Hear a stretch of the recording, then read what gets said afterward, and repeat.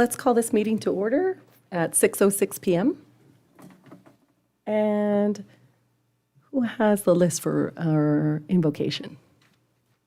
Does anyone have a list would like to do the invocation? Councilmember Camacho, would you like to do the invocation, please?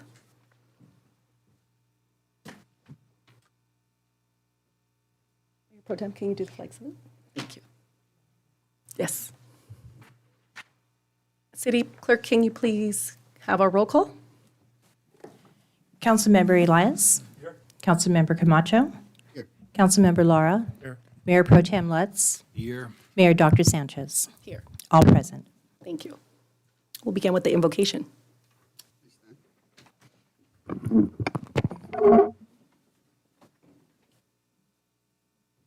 Heavenly Father, we look for your wisdom, integrity, unity in today's council meeting. May it be productive and benefit our city in every way. Help us to stay on track and keep focus on what is right and just. Help us to consider all the facts and come to a definite plan of action concerning our community as a whole. Help us to make our decision and vote as if you were in the chair next to us. Amen. Amen.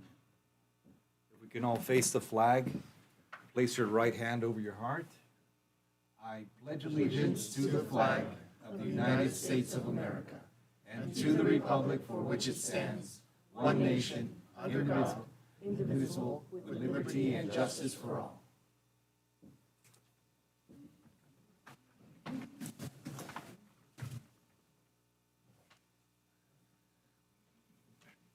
Thank you. City Manager, do we have any changes to the agenda this evening?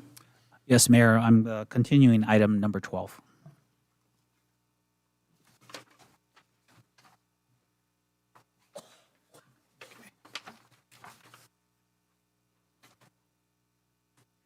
Okay, we'll begin with public comments.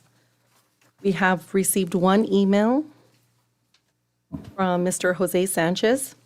regarding Madam Mayor? item number- I believe that's the public hearing. Got it. Okay. So that one's item number one. We'll begin with the regular public comment items.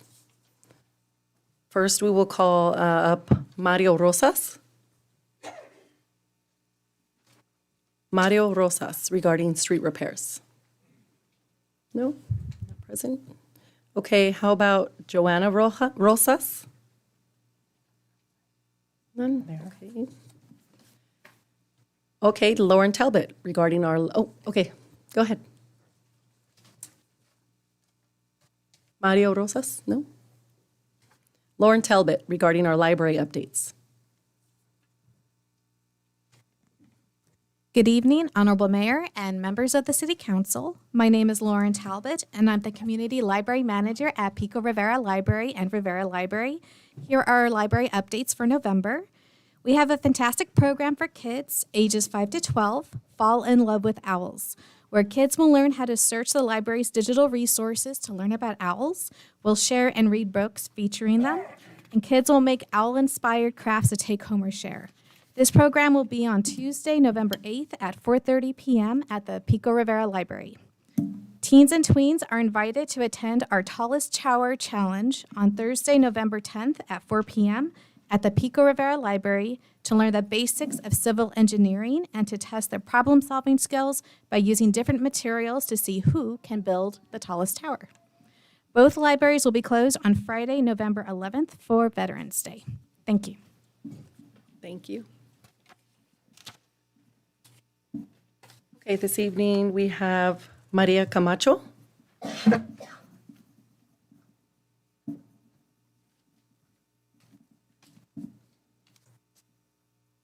Buenas noches, mi nombre es María Camacho y vengo de Westland States. Gracias a ustedes que hicieron posible el control de renta en el parque de Villanova y otros se beneficiaron con el 3%, aunque nosotros todavía tenemos muchos problemas en el parque. Esperamos con la bendición de Dios y con la ayuda de ustedes pronto se arreglen todos nuestros problemas. Gracias. Next, we have Reina Mendeville.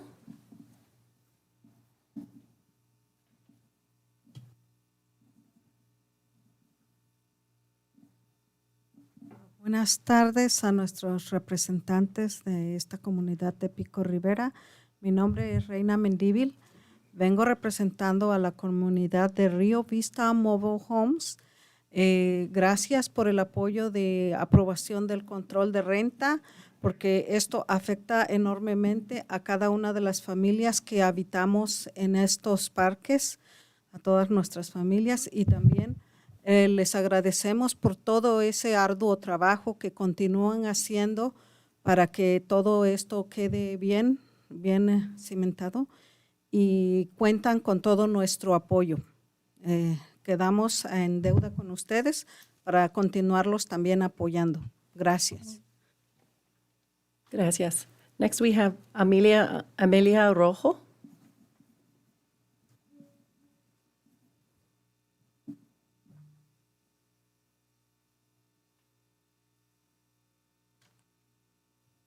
Buenas noches. Muchas gracias por aceptarnos una vez más. Vengo agradecida con todos ustedes, especialmente los que hicieron posible que pasara este control de renta. Venimos a darle las gracias nuevamente porque gracias a ustedes nosotros hemos podido respirar, especialmente muchas personas que viven en mi parque de Westland, personas vulnerables que estaban por perder sus casas, ahora están contentas, agradecidas con ustedes, y esperamos que continúen haciendo este trabajo porque necesitamos mucho de la ayuda, porque eso es hacer justicia. Y Dios bendiga a cada uno de los que tuvieron parte en este trayecto. Y Dios los bendiga en todo lo que hagan. Y estamos nosotros a sus órdenes para lo que necesiten. Aquí estamos nosotros. Nunca vamos a olvidar este favor que nos han hecho. Buenas noches. Gracias. Next we have Jose Sanchez for item number 11, and 12 was pulled.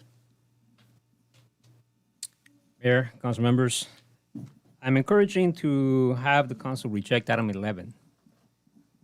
Okay, because basically, for me, it seems like kind of hard to understand how owner's complaints for a raise of $30 results in a contract where the city will pay $30 per month per unit to implement it. Especially when the city already did a lot of the legwork already. It seems to me that this is kind of like hard to believe that it will cost that much. I can have a resource matrix built up where I can populate it to equate to the same not to exceed numbers. You give me 400, I'll make it 400, 500, I'll make it 500.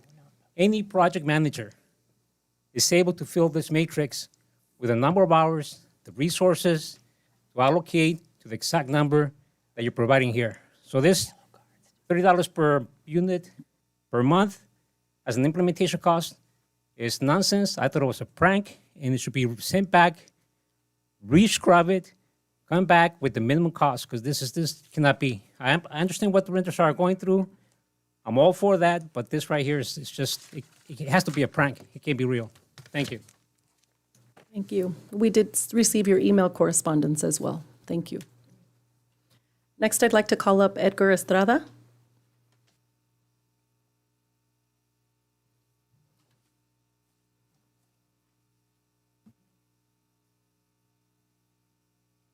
Good afternoon, Mayor, Council, City staff. I'm here today. Let me preface this by saying I had submitted a public comment for your last meeting regarding Rivera Park. If you didn't receive it, I'm happy to forward it again just because it had pictures. But it has to do with the walkway around Rivera Park, specifically safety concerns and just accessibility. I go to that park every week, walk my little one on a stroller. Several of our residents do. And I noticed that on the on the northmost parking lot, there are vehicles that, they're large vehicles, trucks, and the bed goes over the walkway. There are hooks, to put something like, to load something, to connect a container or something to your truck, and just seems like a hazard. Aside from that, it also narrows the path, makes it harder for people to get through. It's getting darker, right? Time's gonna change. And last thing we want is anybody, to trip on that, riding a scooter, or just walking. There's kids, there's seniors. And really, I also want to bring up the fact that we need to, I would like for the city to also work with the sports teams to clear the walkway. There's a lot of people at the park, which is fine, it's all great.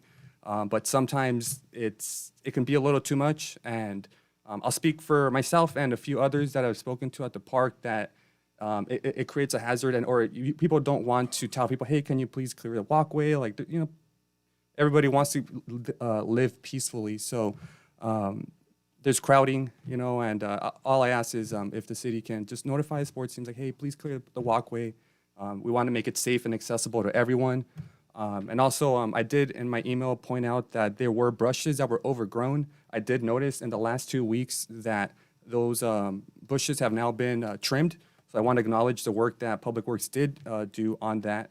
And the other thing is, I also want to say thank you for the repaving, Amistad, Friendship. My parents live over there. Looks great. They're happy. So good to know that our money is being used for the roads. But again, just want to bring up that issue. It's a small issue, but everybody can enjoy the park. I think we just need some wheel stops maybe on the north part of Rivera Park. There are some on the south side, and you can tell the difference. The sidewalk is not, there's no cars or trucks or any hooks being infringing on the walkway. So that's all. Thank you so much. Thank you. We did receive your email correspondence. Babies are always welcome here too, so thank you for coming in. And Director Ugar will follow up on that as well. Thank you for the information. Next we have our, yes, a speaker. Mario Rosas, come on up. And Joanna Rosas, is that your wife? Okay.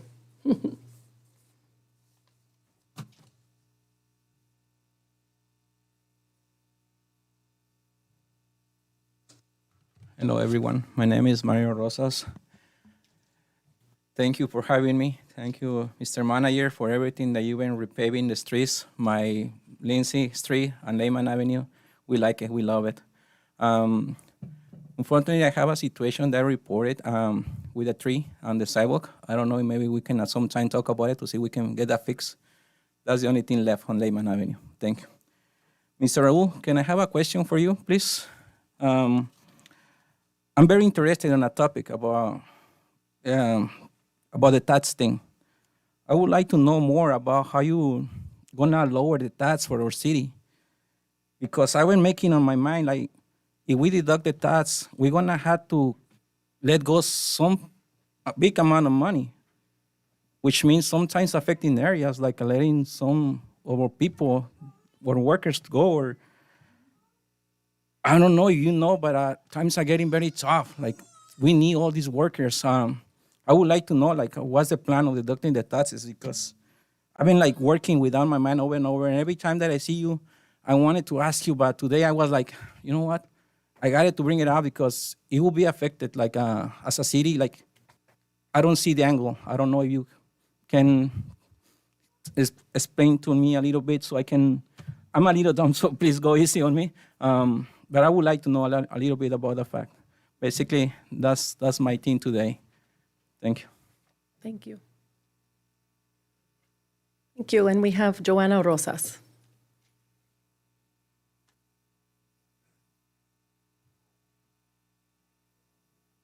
Mayor, if I'm, Ms. Rosas, can you please give us an update on your daughter, please? That's what I'm here to do, actually. Yay. Well, this is Naya. I don't know if you guys remember, I came a few months ago with the whole Beverly Hospital issue.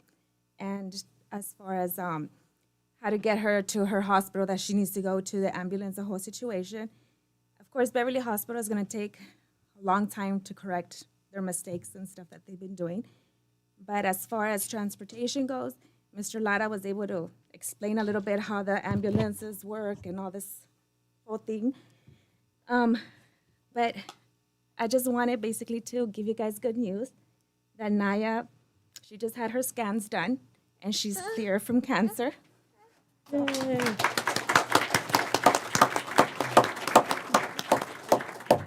I just wanted to say thank you to everybody for all your prayers and your support. Mr. Lara, thank you for the drive-by. You made my little girls feel so special, And just to our whole city and our community, to everybody, thank you so much. I'm so emotional because I'm just so happy and I'm so sorry. But she's a tough little girl, and I know she's going to be fine. She has still a ways to go, but she's clear as of now. So thank you. Oh, thank you. And thank you for bringing the girls. Thank you. Thank you. City Clerk, do we have anyone on Zoom that wishes to speak? Yes, Madam Mayor, there are 4 people. Okay. The first speaker we have is Ernesto Pantoja. Yeah, I actually wanted to speak to one of the items. I don't know if you want me to wait till that item is up, or would you like me to speak now? You can speak now if it's items number 1 to, I'm sorry, not number 1. Number 1 is the public hearing. Yeah, so it's for number 1, so I can wait till then if you like. Yes. Yes, items 2 through 11 and 13. Yes. Thank you. Thank you. Next speaker is Maria Aguilar.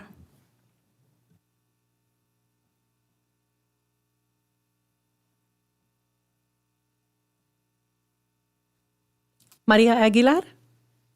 Good evening. Can you hear me? Yes, we can hear you now. Okay. Thank you. This is Maria Aguilar from Westland Mobile Home Park. I'm excited to know that our neighbors Villanova got a 3% rent increase. I want to thank you for signing the ordinance. Their relief that they know that they're only going to get a 3%. So for them, it means a lot, and I'm happy for them, even if my park did not qualify yet, but I'm happy for them. And I also want to thank the 4 candidates that were participated in the forum. It was a great experience for our residents, and we do hope that we continue to have these kind of meetings. Thank you. Have a great night. Thank you. Next speaker, Angel Garcia. Angel Garcia.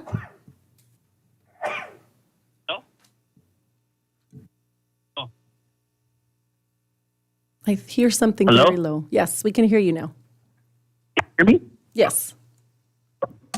This is Angel Garcia, and I am calling on behalf of Local 300. I'm a Pico Rivera resident as well as a Local 300 union member. I fully support the project for the developers. Will utilize high-skilled union tradesmen, members as myself, and I'm proud to build with them, And I guess this project is on hold or whatever the case may be. And me being a longtime resident of Pico Rivera and being able to take my kids to Smith Park, and all the construction that's been going on. And, I would like for you guys to approve this, so I could work with them and it's closer to home. And at the same time, the traffic, because mostly all the work is in Santa Monica, downtown LA, and I talked to a couple of my union brothers and we're so excited if the project does get approved and that we're allowed to be in Pico Rivera, closer to home, being with our families, and I hope you guys can approve the project so we can, support the community and we could, live better lives and, just be closer to home with our families, And I just want to say thank you guys. Thank you. Hello? Yes, thank you very much. Do you have another speaker? Next speaker, Diego Rubalcaba. Diego.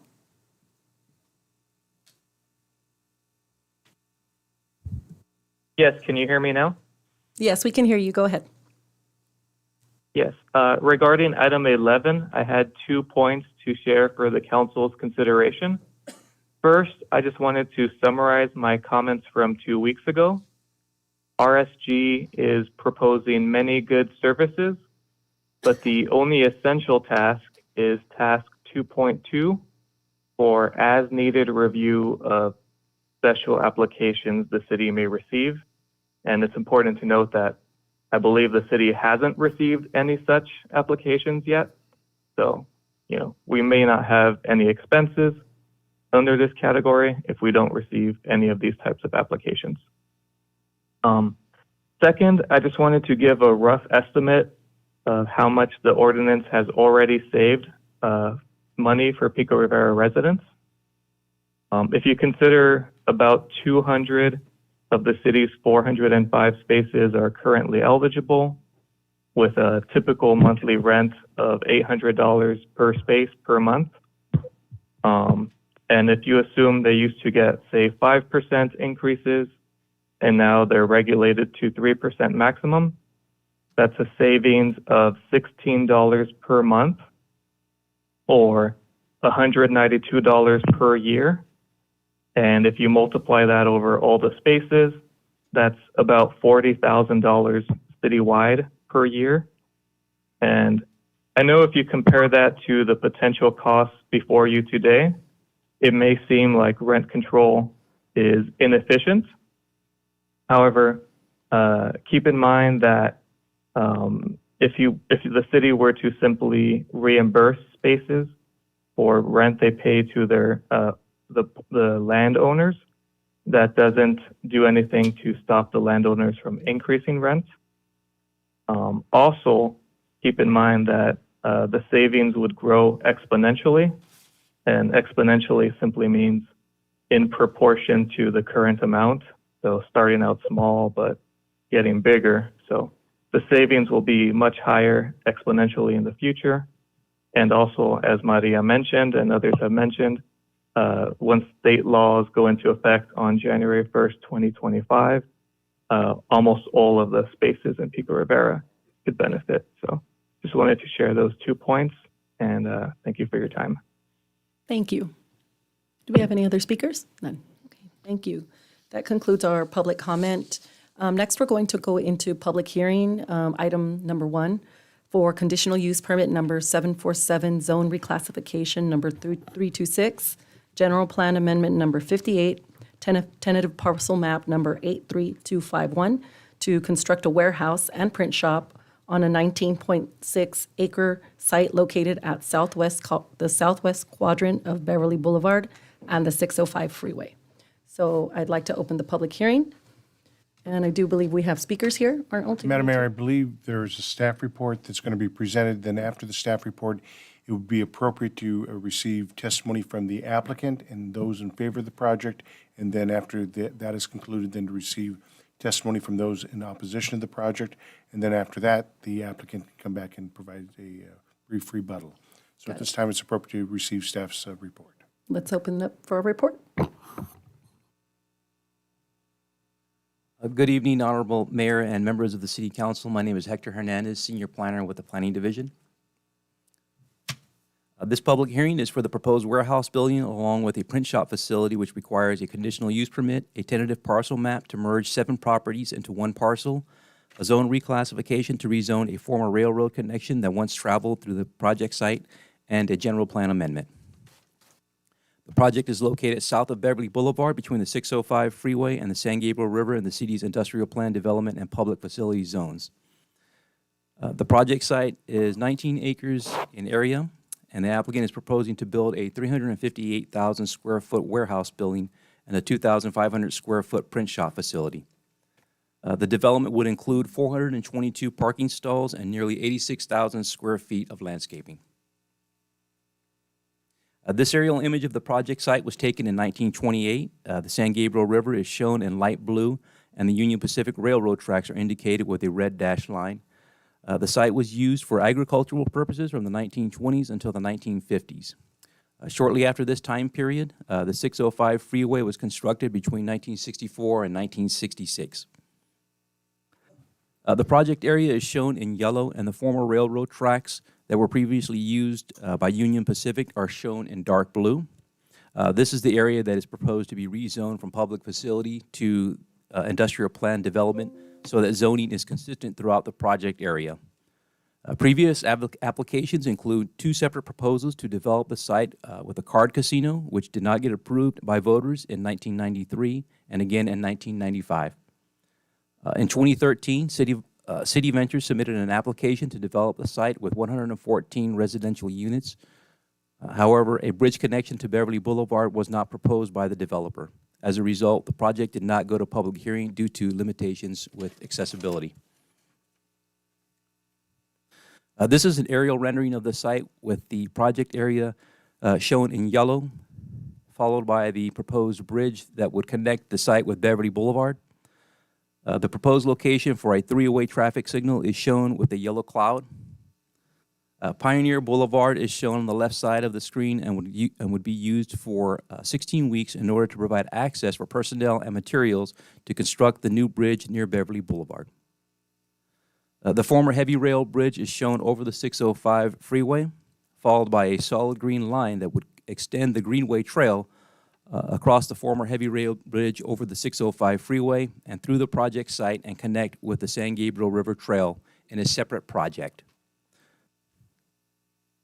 The neighborhood to the south of the project site includes 19 single-family homes, which can be accessed by crossing the Overgrande Bridge over the 605 freeway. After assessing possible adverse impacts to the environment, an initial study, mitigated negative declaration, and mitigation monitoring and reporting plan was prepared by the applicant's consultant, Michael Baker International. The environmental report was peer-reviewed by SOMAS, a third-party professional environmental consulting firm, along with oversight from planning staff. The report concluded that impacts to the environment would be mitigated to a level of less than significant with the inclusion of mitigation measures. The environmental analysis included an air assessment, an air quality assessment using the California Emissions Estimator module to calculate construction and operational emissions on both a regional and localized basis.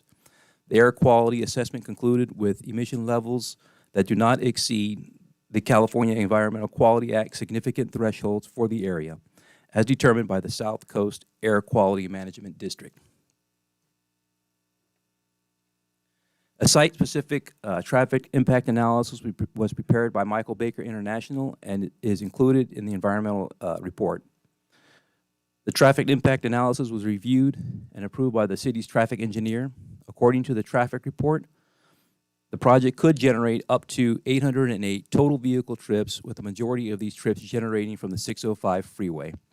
The traffic impact analysis concluded with the findings that the project would not have a significant impact to the current operating conditions of the site-specific section of Beverly Boulevard.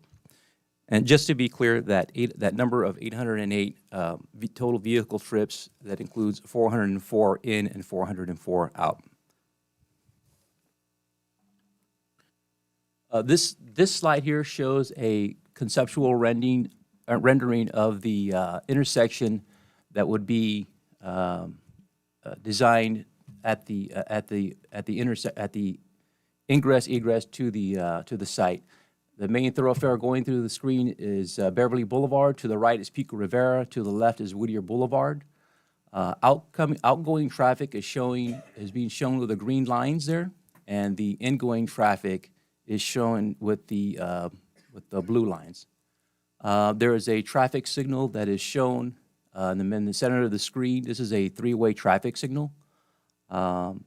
The vehicles going into the site, there's a 140 foot long turning lane for driving. If you're driving west on Beverly Boulevard. If you're driving east on Beverly Boulevard, there's a 180 foot long turning lane. Also, the trip distribution for the vehicle trips that I mentioned.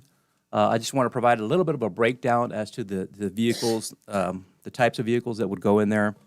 The majority of the vehicles, 606, approximately 616 daily trips would be just regular passenger car vehicles. This equates to about 76% of the total vehicles that would be entering and exiting the site. Of these cars, approximately 55% would be going east and west along Beverly Boulevard, and about 45%, about half, would be going to to the I-605 freeway, either north or south. So again, that's about 76% of the traffic that the project will develop. The remaining trip generation, about 24% of the overall trip generation, about 192 vehicles would be of the transportation truck variety, either 2, 3, or 4 axles. So these are the transportation trucks that would enter and exit the site. About 90% of that would come and go from the I-605 freeway that the project site is located next to, and about 10% of that would go, well, actually, 10% of that could only come in from the Pico Rivera site and make that right-hand turn into the project site. The Planning Commission asked that we include a condition that requires for the developer to include a lease agreement that prohibits transportation trucks from making a left-hand turn from the site onto Beverly Boulevard, which would go back into the interior of Pico Rivera. So this would require those transportation trucks to take that right-hand turn on and access the 605 either in the north or the south. Regular passenger car vehicles would be allowed to make that left-hand turn and go to the interior to go back into the city of Pico Rivera. However, the large transportation trucks would not be allowed to. They would be prohibited from making that left-hand turn. Excuse me, can you repeat that? About the left-hand turn for the transportation trucks? Agreement also. Yes, so there was some concern that was brought up about transportation trucks making that left-hand turn and going back into the Pico Rivera. So the Planning Commission asked that we include a condition of approval in the CUP that would require the developer to create an agreement with the tenant, the future tenant, that would prohibit their transportation trucks, the large transportation trucks, from making that left-hand turn out of the site and going back toward Pico Rivera. How's that agreement going? Well, there's no agreement because there's obviously we don't have it. There's not a tenant that's been identified. However, that is a requirement in the conditional use permit, and that is required to be shown to the city so that we can review the agreement. Found any resistance to that? No, there's no resistance. This slide shows the construction route. The likely construction route for vehicles would be from the I-605 freeway. They would travel south along Pioneer Boulevard, and then west along Obregon Street, and then north along Eduardo Avenue, and come into the project site from the south. This construction route would only be allowed for a maximum of 16 weeks. A maximum of 60 trips would be allowed, and that's 30 in, 30 out. And then just one thing that I want to point out is that some of these construction vehicles that would be used on the site, they're going to go in there, and the plan is to stay there, such as the grading type of vehicles, the loaders, front loaders, those type of vehicles. They really don't come in and out. It just wouldn't be necessary. So the plan is that they would go they'll be brought into the site, and then they would remain on the site until construction is complete. Once construction is complete and the bridge is passable, all access to the site will be done from Beverly Boulevard, which is shown with the yellow cloud.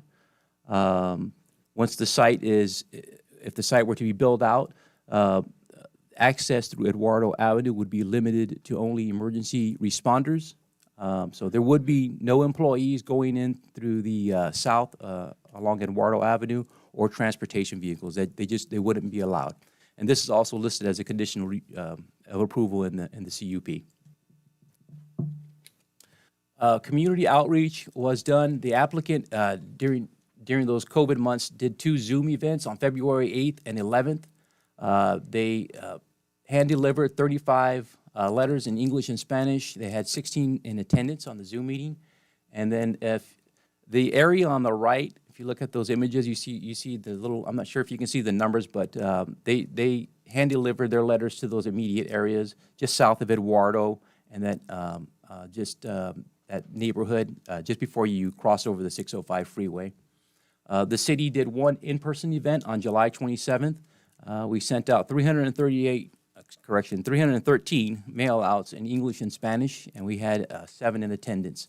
And the areas that we sent them to were landowners and tenants. There's a few business owners included, and those are shown. All of those red outlined areas are who received our mail-out for community outreach.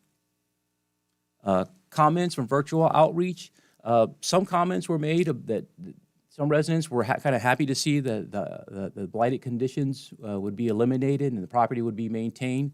Some spoke positively about the potential for the future of a Greenway Trail extension from where it terminates near Pioneer Boulevard and then extending that possibly to the San Gabriel River Trail. However, concerns were brought up about traffic through Eduardo Avenue.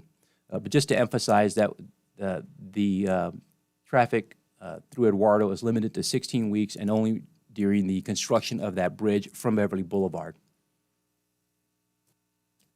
Comments from city outreach. 2 residents from Pioneer Boulevard, they had concerns about air quality and traffic.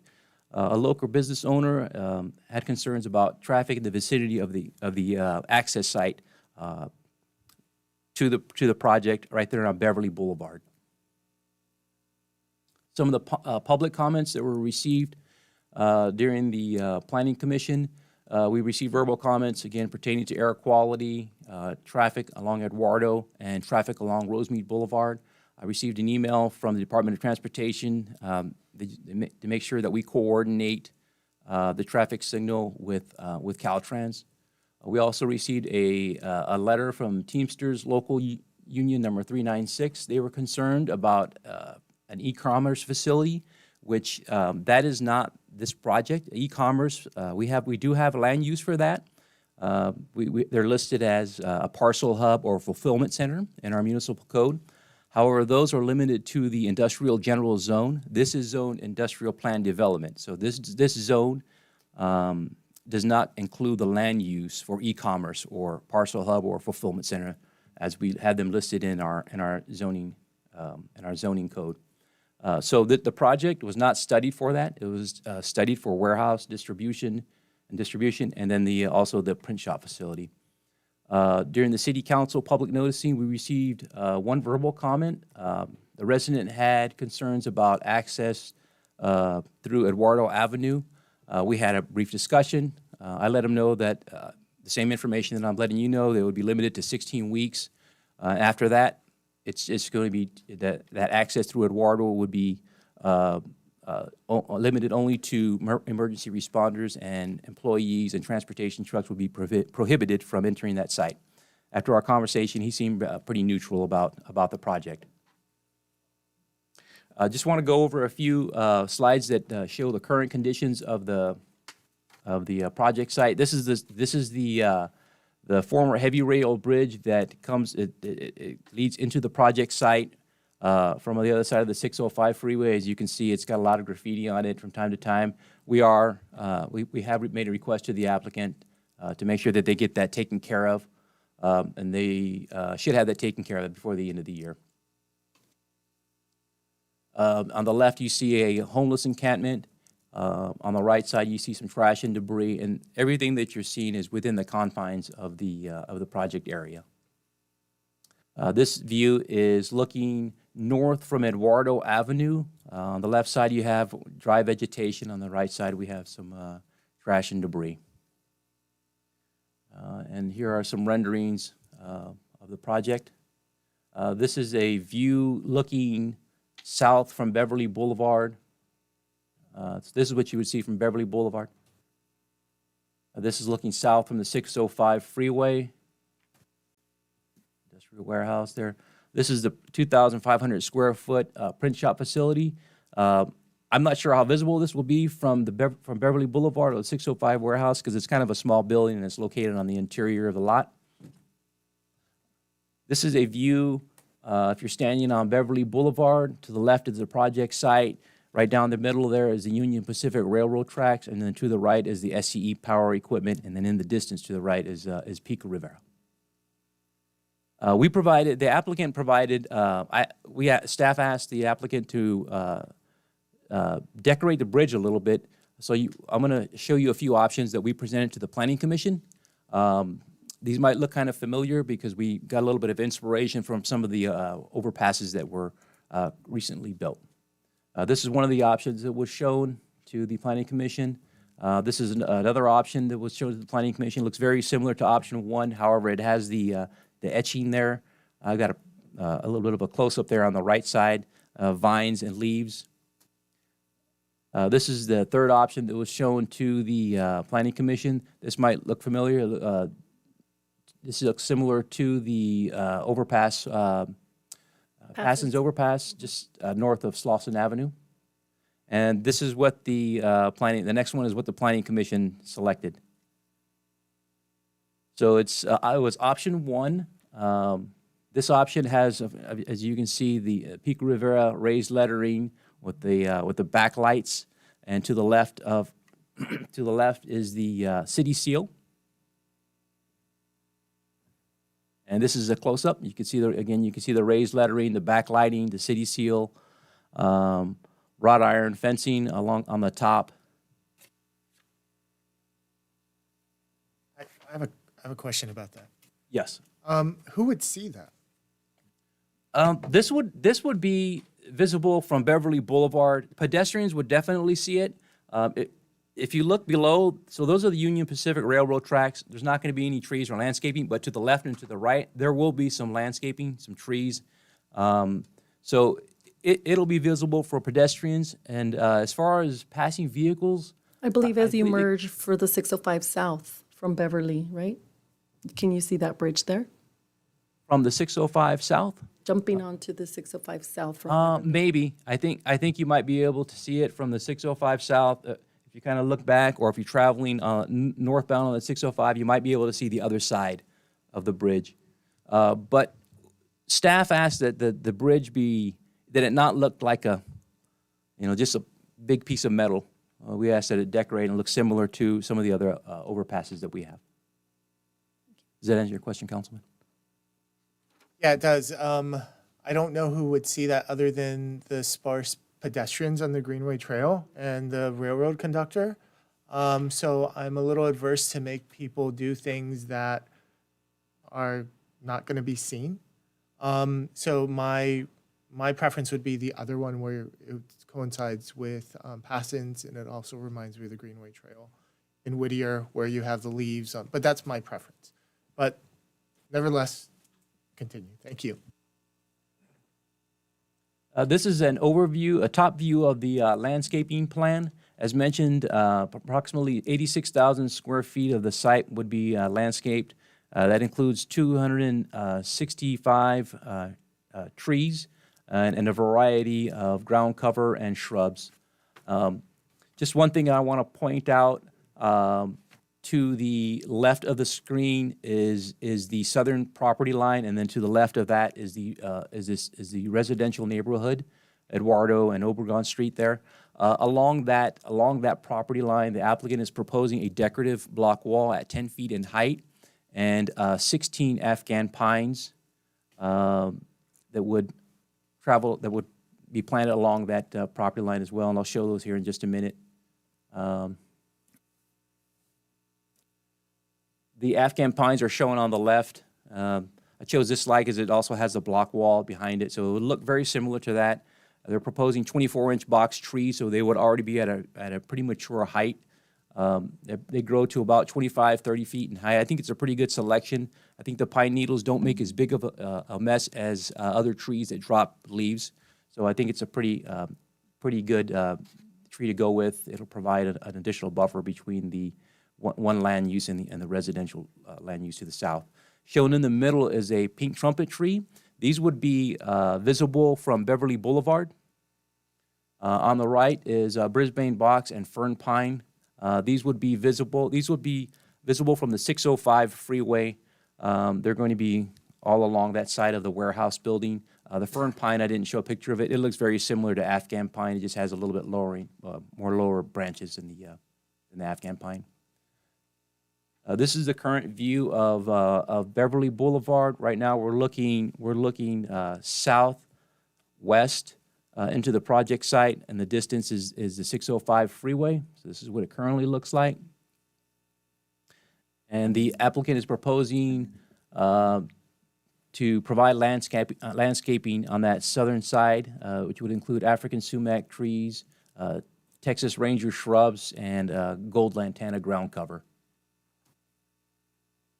Here are listed just a few community benefits. Jobs, about 128. Of course, that's contingent upon the tenants that go in the print shop facility and the warehouse and distribution building. New infill development, an opportunity to finally develop the property and address blighted conditions, property tax, the potential for a new billboard sign. This would be a separate project, but this is something that would be included later on. The potential for extension of a greenway trail, and that would also be a separate project. One condition of approval that's added to the CUP that's not in the version that you have. This is something that the applicant and staff discussed. This project was reviewed by a lot of agencies and different departments. So, and there's a lot of conditions of approvals and reports that were written for this project. And there is the possibility that conditions at times they can conflict, or there's something that could be inconsistent. So we're including this condition of approval that would put that responsibility to the Director of Community and Economic Development for the director to resolve any inconsistencies or conditions of approval that might be in conflict. Also, the Planning Commission on October 10th recommended unanimous approval for this project at a public hearing. Staff recommends approval for the following: conditional use permit number 747, tentative parcel map to merge 7 parcels into 1 property, zone reclassification, general plan amendment, the initial study mitigated negative declaration, and mitigation monitoring and reporting program. And this concludes my presentation. Thank you.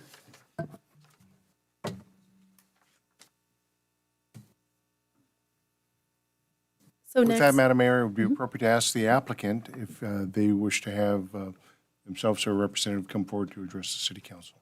yes, do we have, I believe we have a Brian Sorensen from the Development Manager and/or applicant. Thank you. I had a few slides here. I don't know if we're able to show those. Okay.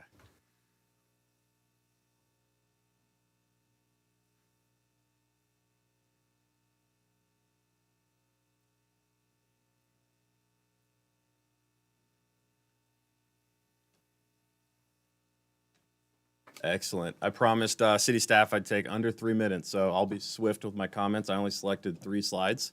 Hector, you did a wonderful job. Thank you for presenting the project. Mayor Sanchez, Pro Tem Lutz, and council members, thank you so much for the opportunity to be able to present this project to you. We've worked diligently since 2020, and really excited to show you, what we're capable of doing to enhance Pico Rivera. So next slide, please. I got a clicker here. Yeah, hit the right button. Excellent. So this is a slide that Hector previously showed, and just wanted to reiterate the location of the site. And obviously, it's been a landlocked piece of property. We all know it. We drive by it all the time. And the only way to access it currently is through Edgewater Boulevard. We have worked diligently over the last 20 months to get approval from Union Pacific to build a bridge off Beverly Boulevard. And we also have easement agreements in place with SoCal Edison to access the Narrows driveway. The site is sandwiched between the 605 Union Pacific Railroad and the San Gabriel River, and then the major arterial and Beverly Boulevard. And we're just really excited that the site is located so close to the freeway and the ability to go on and off the freeway for our particular use. Major challenge with the site, obviously, is access. And to construct the bridge, majority of the work is going to be taking place off Beverly Boulevard, but there will be a short period of time, as Hector mentioned, where we will have to go through Pioneer, Obregon, and Eduardo to build the southern bridge abutment. So the next slide we put together, I got it here. Essentially, this is, we got some boards here. We're happy to share those as well, but we put something together that we could be extremely transparent and show what kind of equipment, what kind of vehicles are coming through Eduardo. So as Hector mentioned, these pieces of equipment will come to Eduardo. They'll remain on site for the 16 weeks where we're constructing the southern bridge, and then they'll leave the site once that bridge abutment is constructed. Majority of the work will happen off Beverly Boulevard. When the bridge is complete, one of the beauties of this site is now we have full access on a major arterial, so we're able to shut down Eduardo Boulevard only for emergency access vehicles. And this last slide is just, again, just a plan view of our site, the location being close to the 605 and being near those green, which are major arterials. So that concludes my presentation. Thank you very much. With me today, we have a few professionals, Michael Baker, Carla Dietrich from Traffic Engineering Division. Also with Michael Baker is Alan, who is the CEQA project manager. And then we have some land use counsel here as well, if there's any specific questions. Thank you. Yes. Mr. Sorensen, before you sit down. Yes, sir.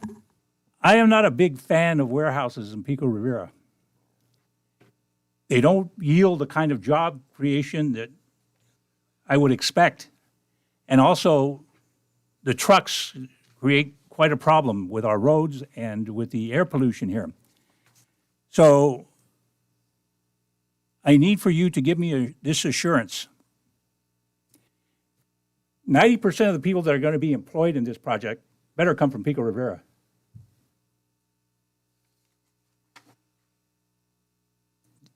Are you saying yes? Thank you for that comment. I am the owner's representative. I'm the applicant. I've worked on this project, like I said, since 2020. Personally, I don't know if I can commit to that. I have ownership here. I can say that we will make good effort. We don't know, the biggest issue is we don't know who the tenant is. That tenant will be marketed once we have an idea of when construction would start. We expect the warehouse distribution center to have 128 jobs. And we'll do our very, very best to make sure they're employed in Pico Rivera. I can say, as far as construction, we have agreements to use local labor. There's thousands of construction jobs that are going to take place for 18 months. And those jobs are going to be sourced from people in Pico Rivera, for sure. Thank you. Councilmember Camacho? Yes, thank you, Mayor. I have a couple of comments and some questions. First, I'll start off by saying, you know, that we got a picture of the freeway, of the bridge that has all the graffiti on it. Normally, they clean it up a lot sooner. It happens often, but unfortunately, it's been there since, I would say now, all year. So hopefully, if you can put that a priority to get this graffiti taken care of, because it's a pretty, aesthetically, it just looks bad for our community. But I just want to start off with that, just on the basis if you can clean that up sooner than later, it would be appreciated. You know, as was mentioned, there's been a lot of opportunity for folks to try to build in this property, whether it be the casino, whether it be housing by City Ventures, or even more recent, or another project that was proposed, but it was for the state. It was building a power plant that didn't go through as well. And part of the reason that it didn't go through is because of what was stated, the property is landlocked. You know, there's 19 acres in this part of town.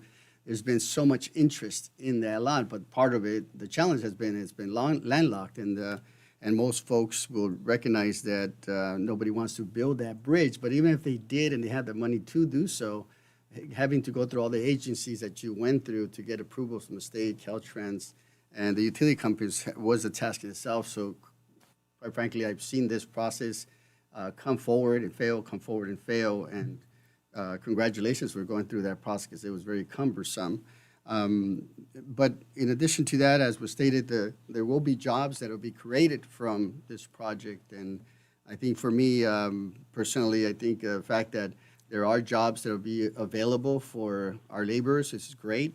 My position is, of course, yes, if they can come from Pico Rivera, excellent. At the end of the day, I just want residents of Pico Rivera to have an opportunity. And I know the laborers are giving folks in Pico Rivera opportunity, and whether they work on this project or another project, as long as they have a job where to work at, that's what's important. But I think this creates job opportunity for the folks, and I think that's great, and that's why I'm looking at this project. So I think from the perspective of a project that has, a land that has been available, but no one moving forward because of the challenges with it, and you come to this point to build something that creates jobs. True, it's not ideal of what we want as a city, but we don't own the land, and we only have so much say of where it can be done and used for that land. I do believe this project is a good project because, as we can see, what is being utilized today is for homeless encampments, and it's a continuous issue to our community, and I think that we need to move forward with that. But I do have some questions on this, and one of them in particular, as it relates to the Planning Commission. I want to honor the Planning Commission's recommendation as it relates to no left turn onto Beverly Boulevard East into our city. You mentioned about the lease agreement with the tenant. Of course, there is no lease agreement because there's no tenant, there's no project. It's pretty obvious.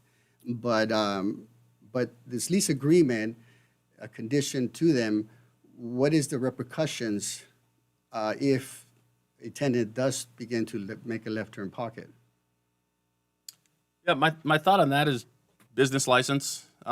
There's obviously conditions of approval that will be put into the project, and then the business license is obviously issued by the city. So that's one. I do just want to step back just a hair, if I could. We studied this from a traffic perspective. These trucks, they're going to take the path of least resistance. They're going to go right on the 605 freeway. They're going to go northbound. They're going to go southbound. And when the Caltrans new off and on ramp takes place, I think it's 2024 or 2025, it only enhances the access from that point. So, yeah, I think we don't foresee having trucks going up Beverly or going on Rosemead. We understand that that's currently taking place, and there are vehicles on those major arterials. We don't feel like we're going to be a contributor to that current existing issue at all. And although I would want to say that that is true and correct, my brother works for the transportation industry, so he's very familiar bringing cargo from ships to rail and to the destinations. And I asked this question, and we went over it, and quite frankly, it's not the case. Folks will go where they need to go, and you know, so my question, I guess, to you is, and maybe that's a question to Jose, our engineer, on the intersection with the traffic light, why not just make a dedicated right turn lane only and no left turn access, period? I mean, if 90% of the traffic, of the truck traffic will go on the 605 and only 10% would, why not just eliminate that altogether and just force everybody and forget about the lease agreement because you eliminate that issue altogether? Yeah, I have just a couple thoughts on that, and then maybe Carla can enhance on it. She's with Michael Baker, a traffic engineer. Initially, and we understand that, passenger cars still have the ability to go left. If I'm working at this warehouse and I'm in Pico Rivera and I got to go left on Beverly to get home, you know, they don't want to be restricted. There's also 2 existing uses there. It's SCE, who we're fortunate enough to have an easement from them, which they've told other developers, no. They're going to need access. They're going to need to be able to go freely in and out of the site, left or right, especially for power emergencies. And then there's also a Beverly Boulevard RV storage space there. So respecting kind of the existing conditions of how they've been operating, as well as focusing on some of the passenger vehicles, is kind of my initial thought. I don't know if Carla has anything you can enhance to that. My name is Carla Dietrich. I'm the traffic consultant with Michael Baker International. And just to echo what Brian said, I think he made a really good point that prohibiting those lefts could potentially create issues for employees leaving the site. And obviously, if we want people working in Pico and having access to the site, that would be an important feature. Whenever we developed our traffic study, we make certain assumptions as far as distributions of passenger cars and trucks. We work closely with the city staff to develop these assumptions. And based on our estimates, we're only estimating about 1, maybe 2 trucks per hour that want to leave the site and turn left from the site onto Beverly. So we're talking about a very small number of trucks. But again, it's important to keep in mind that we're not just talking about the trucks, we're talking about employees as well and passenger cars. How many employees do you, once the project's completed, how many employees do you expect to be actually working at the facility? 38? 128 is estimated. Yes, that's The actual, that'll be there physically? 128 employees, correct. Look, I get the analysis. I'm just concerned that, you know, whether it's you own it today, sell it tomorrow, tenant today, tenant tomorrow, these lease agreements really don't have any teeth to it. And so sometimes these truck owners or operators, they pretty much, cost of doing business. And so I'm concerned with left turn. And if we can, it's not a big inconvenience for employees. Now, if you're saying that the utility companies or others are saying, no, we must have access, then I think from an engineer perspective, you can design this differently. But I would say that there's not an inconvenience for 128 folks to be able to drive through and get off on the 605 and come into the project site. And whether they live, say, in Montebello or another city, I just personally, for me, I would rather not have a left turn opportunity into our city, because I think would 100% reduce any potential truck traffic that would spill onto our community. So that's a big concern of mine, and I feel strong about that. And then the other issue I wanted to ask is just on the signage. Maybe you mentioned the presentation, but is the distribution site, where is these trucks coming from? Are they coming from the port?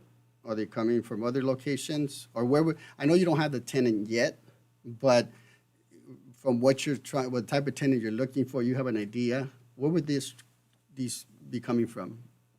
I personally don't have an idea. Carla, I don't know if you have any idea as far as location. I know we studied a certain mileage away when we do our CEQA analysis in VMT. We study X amount of miles. This truck's coming from this location. Carla, any thoughts on that? Sorry, but it's for trucks. Yeah, trucks, where are they coming from? So we would anticipate a lot of interaction with the 605, port traffic potentially. That's obviously a big just generator of traffic in the region. So we would anticipate, a fair amount of traffic just to and from the 605 related to that. We don't have any specifics on, we don't know the tenant, so we don't know exactly specific areas of what they'll be coming from. But really the focus relative to the site would be to and from the 605. Is it a last mile type of distribution? No, so we're not, this is a warehouse, and we're not analyzing, or we're not approved for. Correct? Yeah. Your question was about fulfillment centers. Is that? Where would this traffic, these trucks come from and go to? Well, okay, that part would be. Well, we'll say, since I have you on. Question about a fulfillment center, or I'm sorry. Since I have you there, question for you. I know you looked at it from the engineer perspective and you made your analysis and your conclusions, but let's just say hypothetically, if we were to design this where it doesn't allow for a left turn pocket into the city of Pico Rivera, can you design something like that, and would it work for this project? Councilman, I'm not a traffic engineer. I'm planning. However, I think there would be. I think that's something that we could look at. Have the traffic engineers look at that and provide an assessment.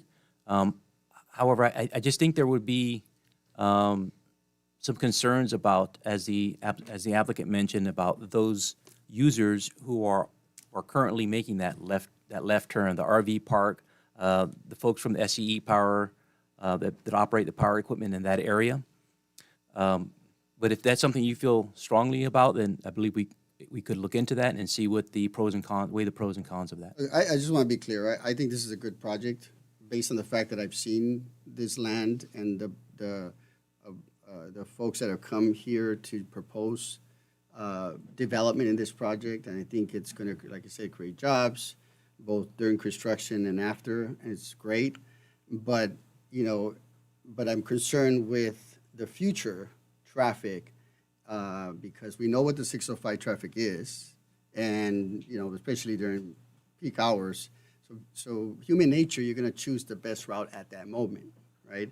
And it might just happen to be make a left on Beverly Boulevard for convenience purposes. So I think I will support this project, but I want to make sure that I'm being mindful of our city, knowing that there's already a lot of traffic on Beverly Boulevard and there's a lot of traffic on 605. So if the project works for the developer, and I know this is more convenience and value to the developer, keeping this kind of intersection, but at the same time, I want to make the project work, but also, we don't have to worry about the future when they just can't make a left turn, period. They force them into the 605 and end the story. So I would like to see if there's a potential engineer ability to just force people to make a right turn. Good evening, Mayor and City Council members. Julia Gonzalez, Deputy Director. We have several conditions, and one condition that we stipulate in most of our conditional use permits is that at any point, if the developer or business operator fails to meet the conditions of approval, we can set the conditional use permit up for revocation. We can bring it back to the Planning Commission for review at that point, should we see that they're failing to meet that condition. I'm familiar with all that, Julia, thank you. But again, I stand concerned with the future. So, Thank but you. I'll go ahead and. Thank you. leave it at that. Councilmember Lara.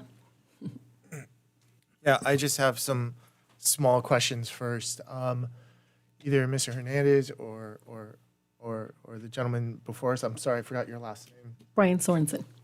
Thank you. Just a small question. The landscaping that you're proposing on Beverly, the shrubbery, will you maintain that and irrigate that? Yes, we will. Okay, thank you. What type of impacts in terms of noise could the residents south of your facility, could they be potentially impacted by? Like trucks starting at 5 a.m, 3 a.m, in terms of once, I'm not talking construction, because there's obviously going to be an impact on construction. They're going to use that road. They're going to see more traffic than they probably have ever seen. But that's temporary. But now that they have a warehouse, it's something they have to live with, right, for several decades. So my question is, what type of impact do we think that'll bring upon them, if any? Yeah, I'll make. Yeah, thank you. Thank you. Councilman, you made a comment as to the I believe when the site is in operation. Yes. Trucks coming and going. A few conditions of approval. We anticipated this and trying to do the best we can for the folks that live to the south of the site. And one of the conditions of approval that's listed in the CUP is that the docking doors that would be located on the south side of the building, which is actually at its closest is about 250 feet from that southern property line. From 6 p.m. to 6 a.m., so throughout the evening and through the night, trucks would be prohibited from going into that area using those southern docking doors. And also, in addition to that, on Saturday and Sunday, I believe we also included a condition of approval that they cannot use those southern docking doors. And also, Mr. Hernandez, it's my understanding that 605 off-ramp and on-ramp is going to be completely reconstructed and reconfigured, right? Yes, that's correct. There's going to be a reconfiguration of the on and off ramps, and I believe that is scheduled to begin next summer. I think December. Summer 24, summer 2024. Okay, Pardon. thank you. Okay, so those are my preliminary questions. So in regards to this pickle about making a left-hand turn, so it's my understanding that the Planning Commission, they put in they asked for the condition that no left-hand turns by basically semis, right? By large vehicles. Yes, that's correct. The transportation trucks, Right. yes. But automobiles, vans, even RVs, that's totally fine. Yes. Okay. Now, Councilmember Camacho, you were stating that you wanted no left-hand turns whatsoever, right? Even automobiles? Okay, I just want to understand, like, okay, so my only concern about that is, you know, we created 128 jobs, and if these people want to make a left-hand turn to go eat at Norm's, well, we just made that more difficult for them. So they're going to make a right-hand turn and go into unincorporated Whittier to have lunch. So we potentially lose out on that revenue. We lose out on those businesses coming to Pico Rivera, those individuals working there, you know, frequenting our restaurants, doing their dry cleaning, going to Two Sal's, place that I love, Norm, so on and so forth, right? So, but I do recognize the concern, right? The big concern is semis, like on these streets, they wreak havoc to our roadways, you know, the noise pollution, so on and so forth. So based upon the calculation that was given on the traffic study, they calculate at least 1 to 2 semis who potentially could need to make a left-hand turn, right? So part of, you know, could we allow for these automobiles to make a left-hand turn, right? Like people working there, people potentially on their lunch break wanting to frequent or patron a business there in Pico Rivera, which is just automobile traffic. But could we, instead of saying, look, you know, no left-hand turns for semis, which is, you know, that makes it kind of difficult. Could we say no more than 5 semis can make a left-hand turn per hour, right? 1, would they agree to that? And 2, that's potentially enforceable in the future, right? Because that's quantifiable. Because then we could say, hey, you're making too many left-hand turns. There's 10. You know, you agree to just 5. That's enforceable. So that would be my potential, you know, kind of splitting it through the middle of the Gordian knot, if you will. So otherwise, I'm in favor of this project. I'm in favor of this project because this has been a blighted piece of property since probably the beginning of time, to be honest with you, because it was just crops before.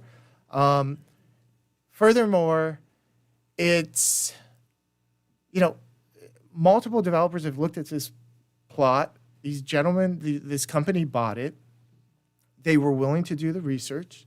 They were willing to do all the legwork. They managed to get the approvals for the bridge, and they want to build a warehouse.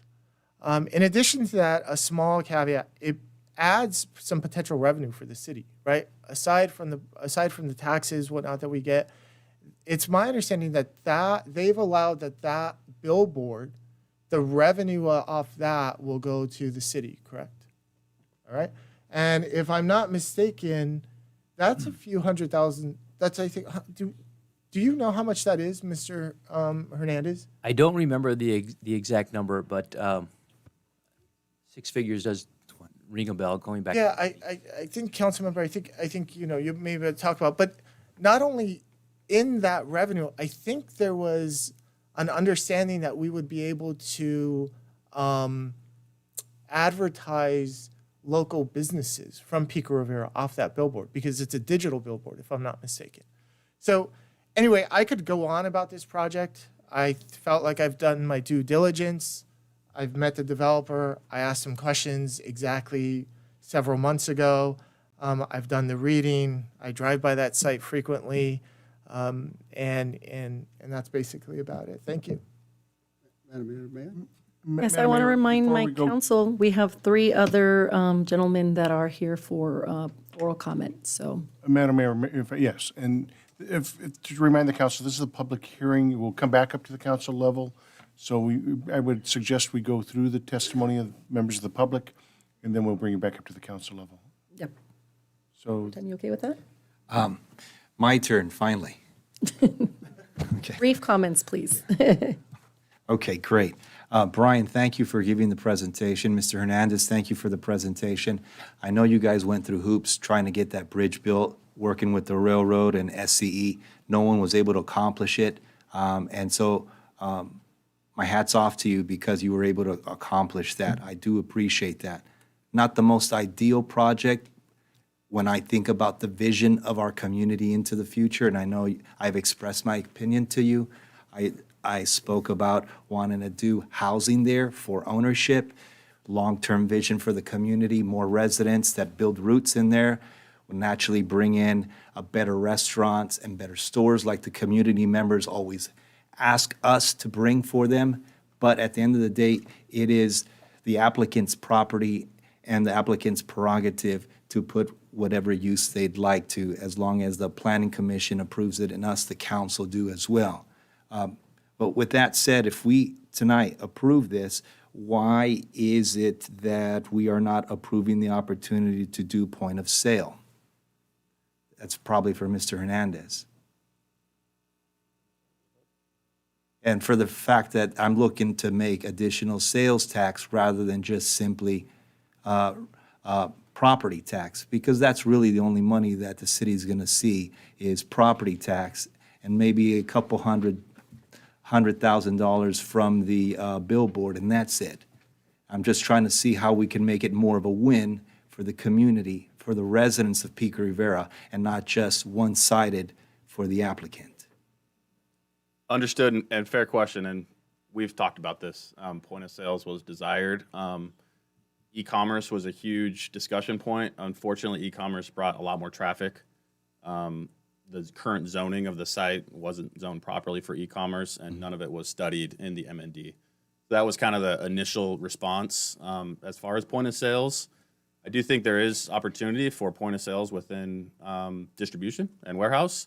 I don't understand perfectly how a tenant would do that. I think as we market this, we made a commitment, as long as it falls within the approved zoning, that we made a commitment to go out to all tenants and, solicit point of sales as well. And when it comes to the metal bridge that overhangs on the 605, and is that the one that's going to receive that logo, the Pico Rivera logo? So the logo that Hector showed in his slide? Yes. Yeah, that's the new bridge that we're building on Beverly Boulevard. And you're going to see it, actually. I drove it this morning. Okay. As you merge, if you're going to make a right onto the 605, it's a very small glance to see it, especially at night as it's lit up. It also does another thing. That logo blocks the SCE substation, right? Right when you enter the site, if you do look left or you do look right, depending on which way you go, you see the substation or you see the RV lot. So we're enhancing that whole right away there. So as you approach Pico Rivera, it's enhanced. But the old railroad bridge that you're talking about, that's the potential future Greenway Trail connection. It's existing. It needs to get cleaned up. We committed to clean it up as soon as possible. We obviously got to get permits from Caltrans to go walk out there on the bridge, but it's remaining. It's supposed to be used for a future trail connection. And is that one that we could potentially put the Pico Rivera logo and lettering on there as well? Yeah, I'd be in favor of that, yeah. Okay. Well, again, my hat's off to you because you were able to knock out the project. And something there that is actually beautifying the land rather than nothing is better than what we have now. Thank you, sir. Thank you. Next, I'd like to call up Jason Baez.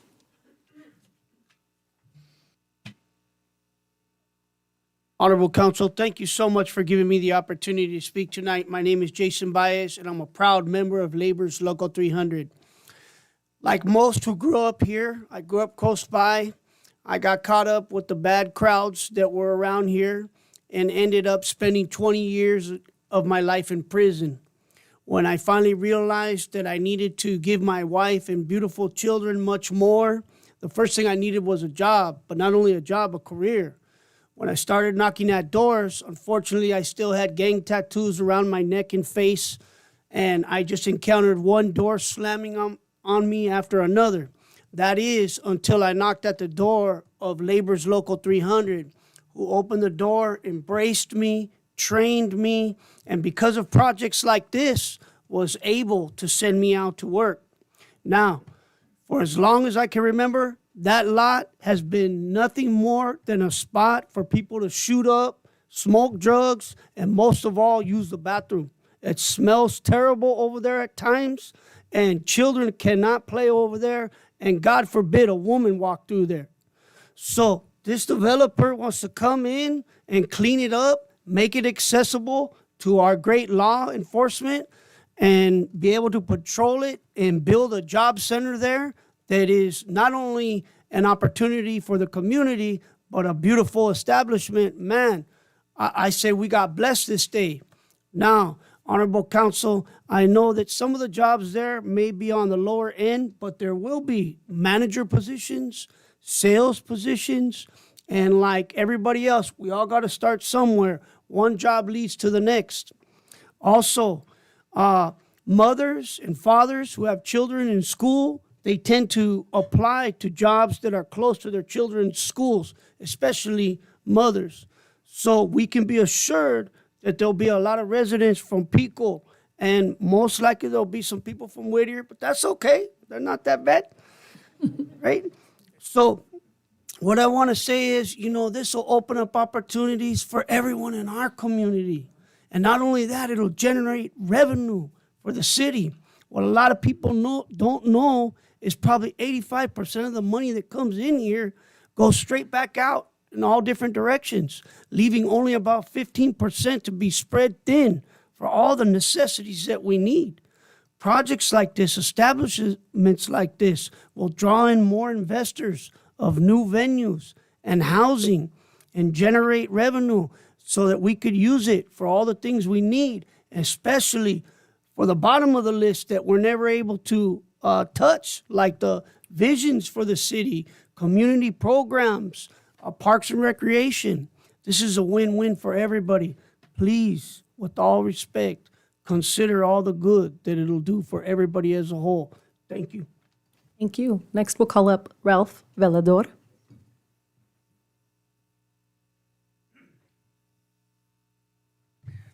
Good evening, Honorable Council. Mayor, my name is Ralph Velador, and I'm here on behalf of the Southern California District Council of Laborers International Union of North America, and our 32,000 members, and a lot of those members that live right here and around this community.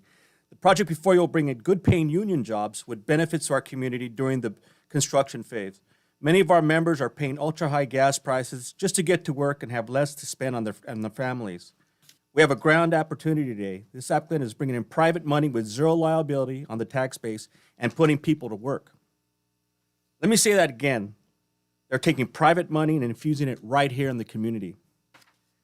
Now, if that's not a community benefit, I don't know what is. The union members in this room today are here because these jobs matter. They matter because this is how we support our families, and it is incumbent on us to support good jobs in the community.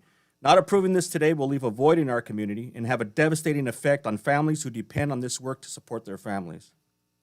I would like to close with this. The developer before you is hiring responsible contractors that employ union workers who are professional in their craft and build to the highest standards to bring you a beautiful and well-built project. Please consider this tonight when you make your decision. Thank you. Thank you. We have Mr. Jose Sanchez again. We did receive your written comments.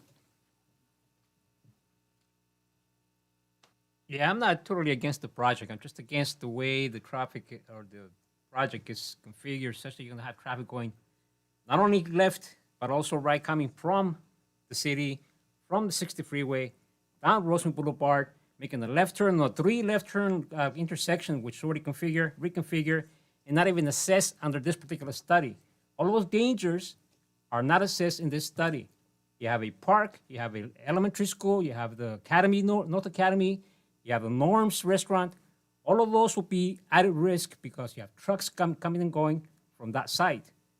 If you want to build a site, if you want to limit it only to the freeway, coming and going from the freeway, fantastic, no problem.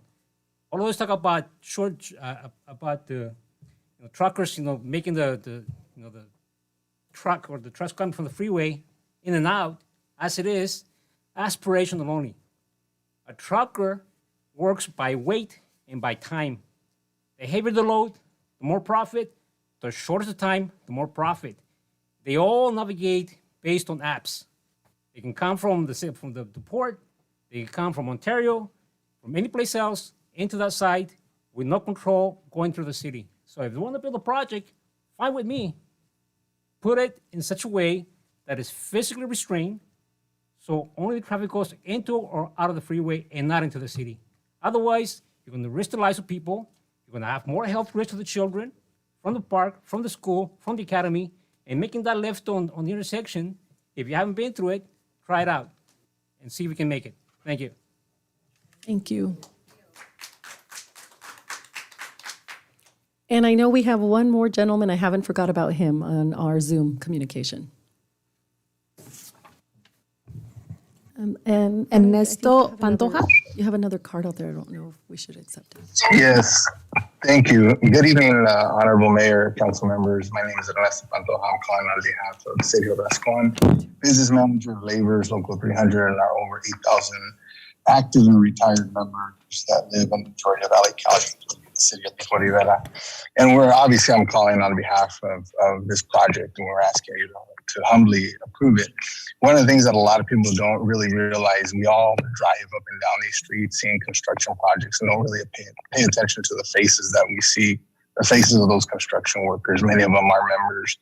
I don't think many people understand who we represent, what we do, but a lot of our members, as one of them, Jason Baez, who started as an apprentice, worked his way up. A lot of them formerly incarcerated. People coming to us for a second chance, a lot of times a last chance at building a new life, a career, being able to afford a home, providing healthcare benefits, not just for themselves, but for their family members, giving them a new lease on life, returning veterans whose skill sets don't necessarily translate to civilian life. We help them build a career here, and we've even put homeless veterans into the union and given them work.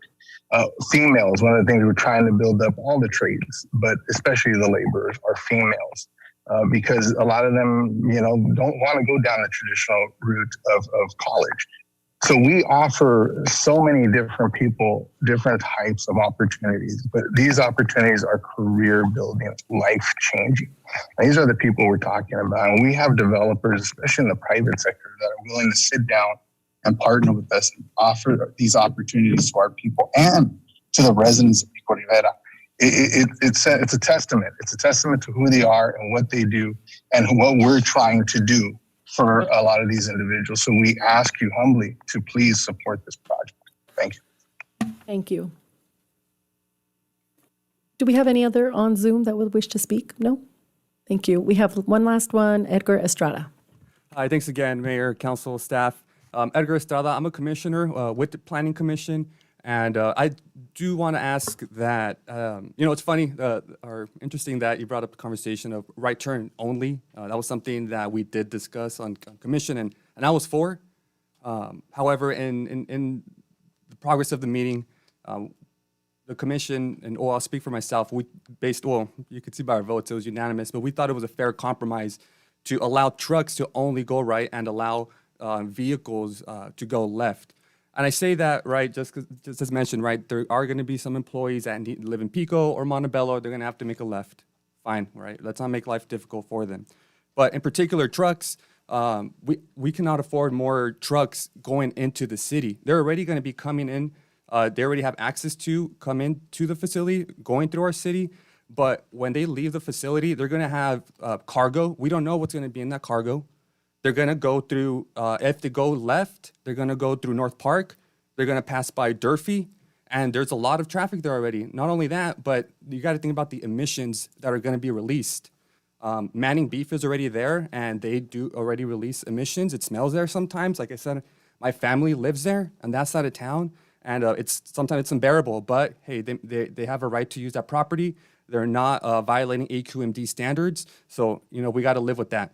But again, I just want to, at the very minimum, I'd like the council to respect the fact or the decision that the commission took in not allowing trucks to go left. My dad's a truck driver. I know this, this sometimes he has to take routes that he's not comfortable with. But as the study said, when this was presented to the commission, the assumption was that 0 trucks are going to go left. Well, that's an assumption. Now I'm hearing that it's going to be 1 to 2 trucks per hour going left. What's next?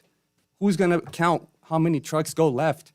They're not going to count who's there. The city's not going to count who's there unless something happens. So at the very least, I'm asking the city to please respect the commission's decision and not allowing trucks to go left. Like I mentioned, there's emission, there's pollution, there's kids, there's traffic. We don't want accidents to happen in that. And so, again, just respect that decision, I hope.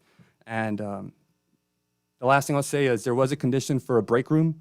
Like I said, my dad's a truck driver. I know that a break room is necessary in these facilities so that people so that they don't have their cars or the trucks on and idling, releasing emissions, but so that they can go inside, use a microwave, use a toaster, sit down, stretch your legs, warm up your food, and carry on with your work as your cargo is being loaded and unloaded. So again, that's that's my perspective, and it was evident also that my fellow commissioners supported that, as everything was unanimous. Thank you. Thank you. Madam Mayor, with that, if the applicant wishes to provide any kind of response or rebuttal, this would be their opportunity. And if they don't, then that's fine too. We'll have to ask that so we can then, before you, go ahead. If you have 3 minutes to provide a rebuttal or response. I'll take one. I just want to reemphasize our gratitude for you guys to hear this project today. We worked extremely hard and very grateful. Councilmember Camacho, we respect everything you've said about turns. We're committed. We're going to post no left-hand turns. It can be enforceable by the police. They can fine. If we need to put a camera up there, fine. But we think that with tenant restrictions in the lease, big signs that says no tractor trailer, semi-trucks making lefts, and an enforceable action, then we can accomplish limiting any truck traffic going through the city. So with that, thank you very much. Thank you. And then, Madam Mayor, before we close the public hearing, I know the gentleman did speak, but we do have one written comment that will be part of the record. So we have a complete and full public hearing with a record complete. It would be appropriate, Madam Mayor, then to close the public hearing at this time and bring it up to the council level. Madam Mayor, right? Yes, Councilmember Camacho. Yeah, and again, I want to make sure, I listened to the comments and what was made, and I think this is, like I said, I think it's a great project. I'm glad that the owner-developer has hired union workers. This is great. I think it's an opportunity for many. And my concern is not the owner-developer, it's the future tenant. As a senior member of this council, I've been and I've seen conditional use permits as it relates to companies with trucks and literally just say, disregard us altogether. And so it's a concern of mine. It exists today. So I want to make sure that what I'm saying it from experience, that I've seen this issues happen in the future. So I'm just trying to kind of take the recommendation of the Planning Commission and see if there's a viable way that makes the project work, but engineer that intersection, the three-way signal stop in a way that just eliminates the potential left turn pocket. But as Councilmember Lala mentioned, is there a way to mitigate it? Can we, aside from the signage, Brian, can something in that corner be done that it almost makes it impossible for a truck to make a left turn pocket with a large truck? Maybe a small truck can still do it, but a large truck will make it. Can it be engineered in a way that signage alone will prohibit a truck to make a left turn pocket?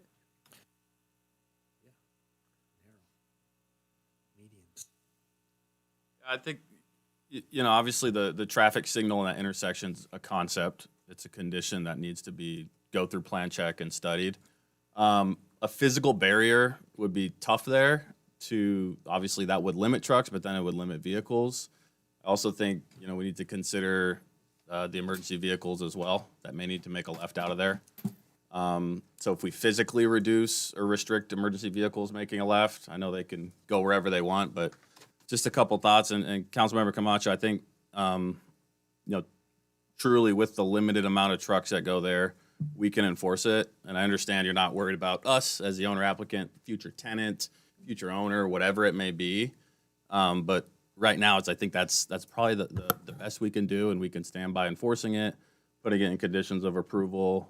If there's anything that can enhance that as far as a enforceability standpoint, we're all ears. But we do feel really strong that left-hand turns need to remain for passenger vehicles as well as SCE.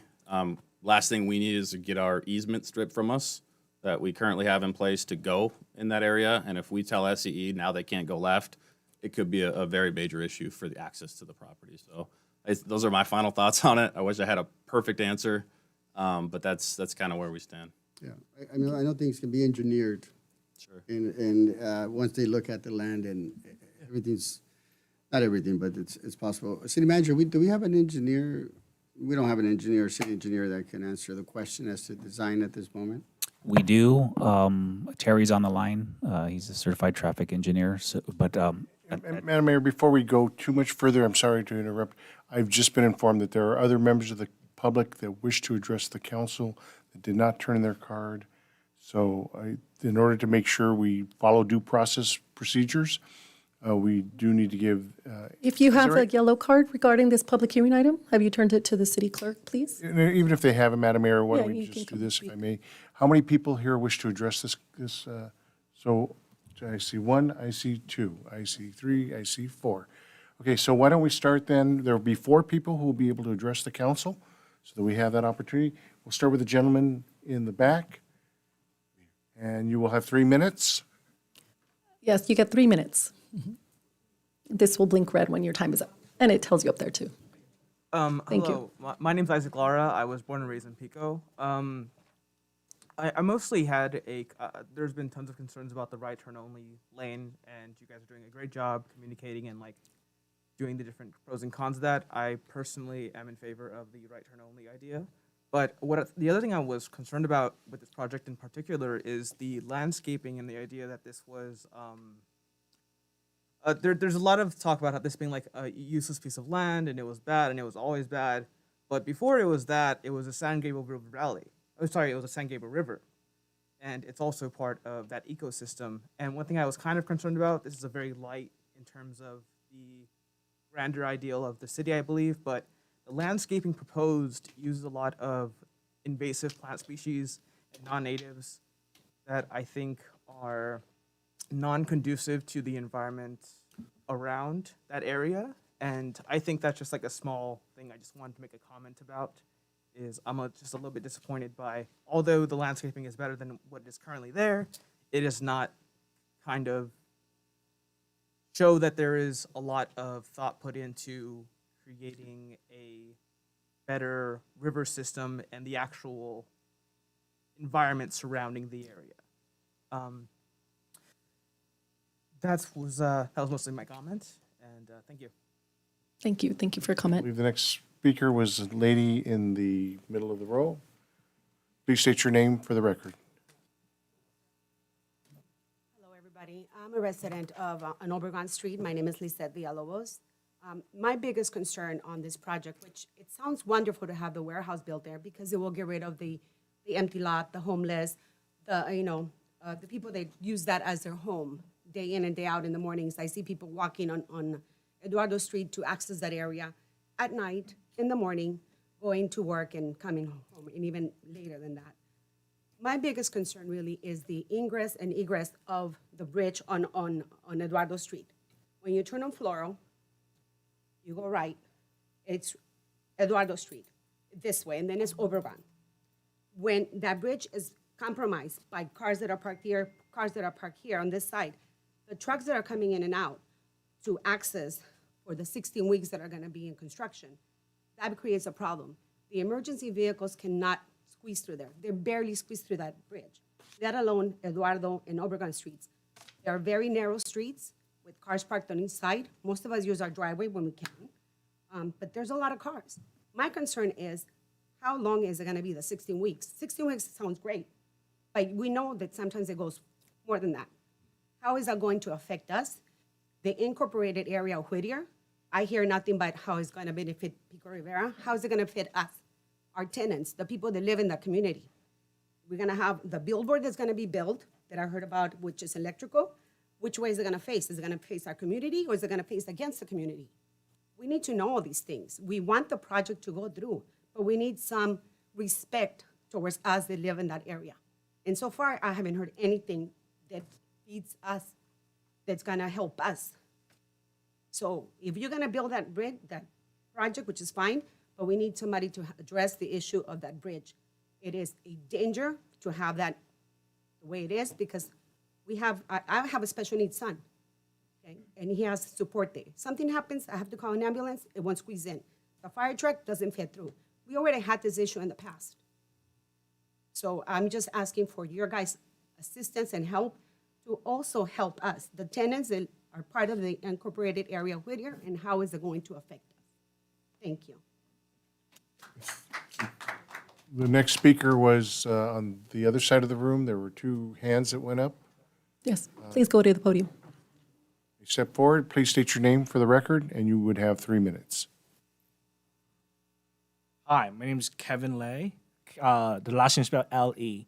So I'm speaking on behalf of the Overturf HOA Association. It's on the corner of Pioneer and Washington, between the border of Whittier and Pico, and Pico, our great city of Pico Rivera. I am speaking in support of this project because this project it's not only a great economic benefactor to our city, but the greatest thing of all, it's an elevation of the quality of life for both Whittier and Pico. The one thing we'll do is fix the empty land lot that has been there for years, as long as I moved into this community. We have families living here. We need a safe place for our children, and especially someone like me who wants to set roots right here in this community, a safe place for my future children to play. I use the green trail frequently, and I always avoid the empty slot. We want to make our city more walkable, more bikeable, and that's the only way to reduce emission. Not by having drivings more or creating more traffic, but the only way to make our city more green is by having a green path that are actually walkable and bikeable. And these great benefactors right here are helping us achieving that green dream and the green planet that I have always imagined our city can achieve. Thank you, and I appreciate the honorable members right today for allowing me for entertaining my comments. Thank you. And the last speaker, there's stepping up. Ma'am, will you please state your name? You'll have 3 minutes. Good evening, Council. Jackie Villanueva. Good evening, Council members. I am giving public comment on behalf of community member Alex Navarro. His remarks are, I'm currently president of the HOA Board Overturned Homes, nearby where the proposed project will be built. I am happy to say that this project has been discussed by other board members who also support this project, considering that the lot has been vacant and currently has no use. With the new project being so local, we appreciate the opportunities that it brings to the community. We believe it will benefit anyone within proximity. Thank you so much for your time. Thank you. And then, Madam Mayor, now the public hearing can be closed. We'll bring it back to the city council level. There was a question, however, from one of the speakers that I don't know if the council wishes to try and get an answer to that, or if the developer or city staff has an answer on the, I believe it was on the time period on the construction of the, yes. I believe this, one of the speakers spoke about the time frame to build the bridge at 16 weeks. I've been in conversations with the applicant, obviously, about this bridge, and it is one concern of ours that we want to ensure that the bridge is constructed in a timely manner and impacts are minimal to those folks that live in that area. So they've informed me that the company that they're looking to have build this bridge is Flatiron. Flatiron, is that the name of the company? And they are, it's my understanding that they are one of the leading bridge builders in the country. So that's one thing. Also, we've also put as much mitigation that we could into the conditional use permit. A traffic management plan will be provided to our Public Works Department that needs to be reviewed and approved, and they're going to have to show us how they're going to manage the traffic that's going to go in through the south of the project site through Eduardo Avenue. The condition of approval includes that there will be no queuing of transportation vehicle, or excuse me, the construction vehicles going in through Eduardo Avenue, or employees going through the site as well. So some of the things that we're looking for is that they need to have someone at that gate that's gonna open the gate and allow the vehicles to go right through. Some of the other things that we've also discussed is getting those construction vehicles in on maybe on street cleaning day when one side of the road is going to be available, just to ensure that there's minimal impact with those vehicles going in through those, because some of those are going to be some pretty large vehicles going in through that area. And also, there was some mention about the development agreement for the billboard. So this is that, as I mentioned, that's a separate project. That's going to be a development agreement, and we're going to look at the environmental conditions. Some of the impacts that were mentioned were about lighting. Is that going to shine my way? We're going to take a look at all of that. That's the reason for the environmental report for that development agreement of the billboard to analyze the lighting, how it's going to, which direction it's going to be going, and how it may impact residents. So that's And already just to something that's being considered. clarify, those additional projects will have to go through the Planning Commission again? Yes, they will go through the full. They would, Madam Mayor, they would have to go through the Planning Commission. The development agreement would ultimately rest with the City Council consideration and approval. So while that is a separate project, it is still going to be subject to City Council approval. And while I may, I think a question has been asked about the imposition or the holding any future tenant to the conditions that are being imposed. I should note from a legal perspective, if the council approves this project, any of the conditions on the CUP or the development conditions and entitlements not only are being imposed upon the owner-developer, but upon any tenant that comes to the project. So they're going to have to comply with all the conditions that the council, if you approve this project, are imposing on this project. Thank you. Yes, and I want to remind my council, we've had a lot of time for opinions. So if you have a specific question for any of the consultants or our engineers, please.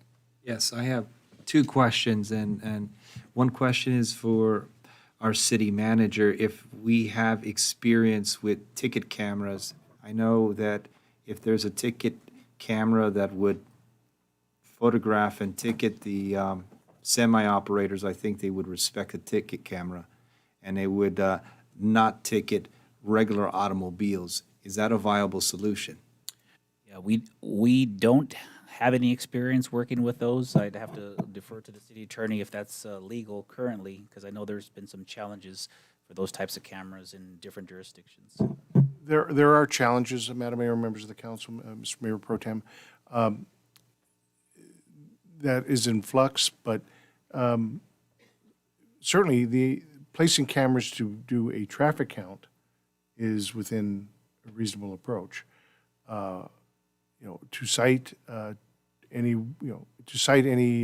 truck who may turn left instead of right, that may be a bit of a more legal challenge. But there are methodologies that can be put into place that assist the city in evaluating the proper approach by trucks to turn right as opposed to left.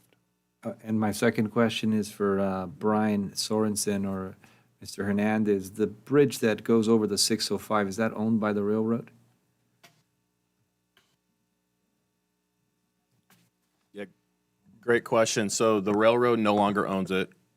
We own the bridge span, so the metal structure, and the foundations are owned and maintained by Caltrans. So I would propose on approving this project that that bridge have the logo and the name of the city on both the northbound and southbound faces of that, in addition to the other bridge, because that would just bring a lot of respectability and into our community. I see that as a great opportunity for branding. So if the rest of the council would be in agreement, as that would be one of the items that would be stipulated in approving these plans. How would we go about that? Well, we need a motion on the floor to approve the project to add as a condition that both approaches would have the city logo and signage. If I can make a comment to that. My concern is that those bridges, they're very particular on what can go on the side, only because those bridges have been decades and they haven't been kept up in terms of maintenance. My concern would be liability on whatever lettering we put up, because you have active traffic under the 605 freeway. So I would be a little concerned about putting this stipulation right now without it having been further studied to see if that's even possible. I would imagine that some type of logos are welded. No, yeah, but it's weight on a bridge that probably hasn't been serviced for multiple decades. So we're getting into the weeds, but those are the questions that would be raised. So before stipulating that on this project, I think it would be best if it went back and studied. I would imagine that that could all be ironed out, and I see it as a very minor detail, and it would only enhance our community, and it would be beneficial for the city and the residents. They'd feel proud when they're coming into the neighborhood, going southbound on the 605, or going northbound, leaving, and they say, thank you for visiting Pico Rivera, and welcome to Pico Rivera. I think that would just be a great thing. So how would we go Can we about have that? the city manager address that? So lastly, it's Let's my have the city understanding manager address that the that city of Whittier is going to purchase that bridge. Just wanted to throw that. Is that true, Yeah. Mr. Sorensen? Yeah, I was going to mention that we are in discussions with the city of Whittier to purchase that bridge. They're committed to bringing the Greenway Trail to the end of that bridge, and I understand that, as a separate project, Pico Rivera would take it, the rest of the way, and we would be dedicating the land for that. So we are in 8 months now of discussion with Whittier, and they will be purchasing that bridge. So it's definitely a condition that I can't make for Whittier because they're ultimately going to be the owner of the bridge span. City manager. Yeah, if maybe council could give me the authority to sit down and see if this can be worked out, I can bring back a report to council at a later time. Would that be logical to work out if Whittier's going to purchase it?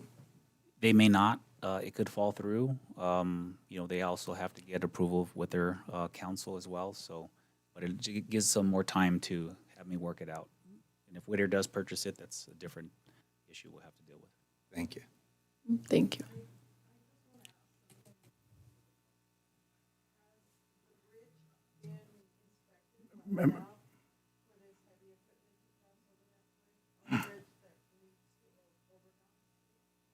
Well, we closed the public comment, but can we have her, we'll just What we need, reopen? ma'am, is for you to step up to the microphone. Yes. And please state your name for the record, so we have a complete record.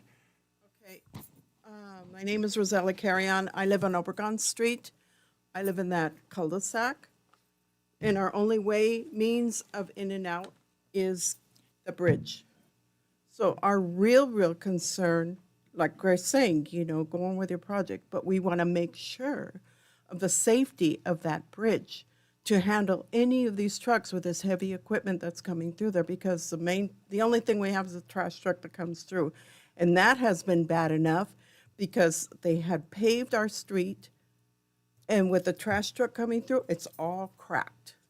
Okay? It's all cracked up, all of that, and all the pavement's messed up. It hasn't been fixed from the county or whoever was supposed to do it. So now you want to put this heavy equipment with these trucks coming through there. And we want to know exactly what's going to be going on with this heavy equipment coming through that bridge. Those are big concerns of ours. Thank you. Can the consultant address that, or an engineer, somebody? Yeah, I'm happy to address it. It's the first thing we looked at 20 months ago was the structurability of that bridge. We did an independent report. Currently, the city is doing a report with another engineer to confirm our findings. And then the mitigation is we bring smaller equipment. I did want to also mention that our access off Beverly Boulevard provides a secondary access for fire and emergency vehicles. They're going to have access from Beverly now to that neighborhood. So if something happens to that bridge, or if it's blocked for one reason or another, now there's a secondary access to currently that landlocked 19 homes in that area. Thank you. Councilmember Camacho? Thank Question? you, Mayor. I'll be quick. Just on the issue of the signage, that's something I had wanted to ask as well, but it was brought up by my colleagues. On the signage on the bridge connecting to Beverly Boulevard, I mean, that signage is low. If there's no way that we can elevate it maybe to where it's much more visible would be ideal. Maybe even, kind of like on the rail, high standing, there's always the issue of vandalism, but I think it's far removed from Beverly Boulevard that maybe you could consider elevating that signage somehow. Two is, I would love to see signage on that bridge, the graffiti bridge as we call it, because for obvious reasons. But I think if it's feasible, having a signage there, Pico Rivera, would be ideal. If we don't own it, I get it. but that's something I just want to put out there. Question to our Deputy Director of Community Development, Julia, is in regards to the condition use permit, being on the lease agreement prohibiting left turn lanes onto Beverly West. Does a condition use permit also have no truck entrance Beverly eastbound as an entrance to the facility itself? Would that be prohibited as well? That was not part of the agreement, so they would be able to make those turns. So they would be able to come in through our city into the truck. Could we put that condition in the CUP of no left turn pocket and no entrance coming through our, going eastbound on Beverly Boulevard? We can add that condition. I would have to defer to the applicant to see is that something they're, of concerns to them. Yeah, I'll comment on it, and then Carla might be able to add to it. Currently, right now, you get off on San Gabriel, the exit before on Pico Rivera if you're going southbound on the 605. So you need to have access to the right to get there. It's the only way vehicle. True, but the project that was stated as far as the off and on ramps that are going to be built on 605, that is meant to eliminate that exit altogether. Right. So we won't have that problem in the future, to your point. There's a temporary condition, obviously, where we're at now, which was the existing condition, and then there's a future when the new on and off ramp is constructed. Yes, there will be a easier off-ramp going 605, so you can make a left into the property at the signal light. I have one comment, and then I think Carla. So question to you. If up until the on and off ramps are built on the 605 on Beverly Boulevard, allowed for access on Beverly eastbound, but up until it's built, then we would condition that you can no longer access through that. Would you be okay with that? My initial comment is it's still tenant-based. If there's a distribution center and this tenant is Target or whoever's right up the road there, they might need to come through that access point. They're probably not going to do a big loop. That's my initial thought. Carla, if you have any additional thoughts. Yeah, so the reverse movement, we're talking essentially about a reverse movement from the left turn out, so it'd be the right turn in. So it'd be about the same level of projected traffic. We're talking about maybe 1 to 2 vehicles per hour, depending on the hour. I think also there's a good point.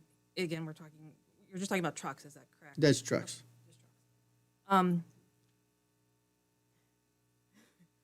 It's a complicated situation because, anytime you talk about restricting traffic, you want to be careful because whenever you restrict vehicles, they go somewhere, and you want to avoid them going through neighborhoods. You want to avoid them making U-turns at intersections where it's marked no U-turn. So it's a concern anytime you try to restrict traffic. But as Brian mentioned, that right turn will be needed in the interim condition prior to completion of construction of the 605 interchange and when it's open. So they'll start construction in a couple of years. It'll take a couple of years to build. So there is a few years where there's an interim condition where that right turn will be used by trucks entering the site. But going back to the source of this conversation and what was discussed at the Planning Commission, this came about out of a concern about truck traffic on Rosemead particularly. I just want to point out that we're anticipating this 1 to 2 trucks turning left out of the site, 1 to 2 trucks turning right into the site under this ultimate condition. And we would anticipate them to travel along Beverly. So when we had spoken in the Planning Commission about zero vehicles, that would be on Rosemead.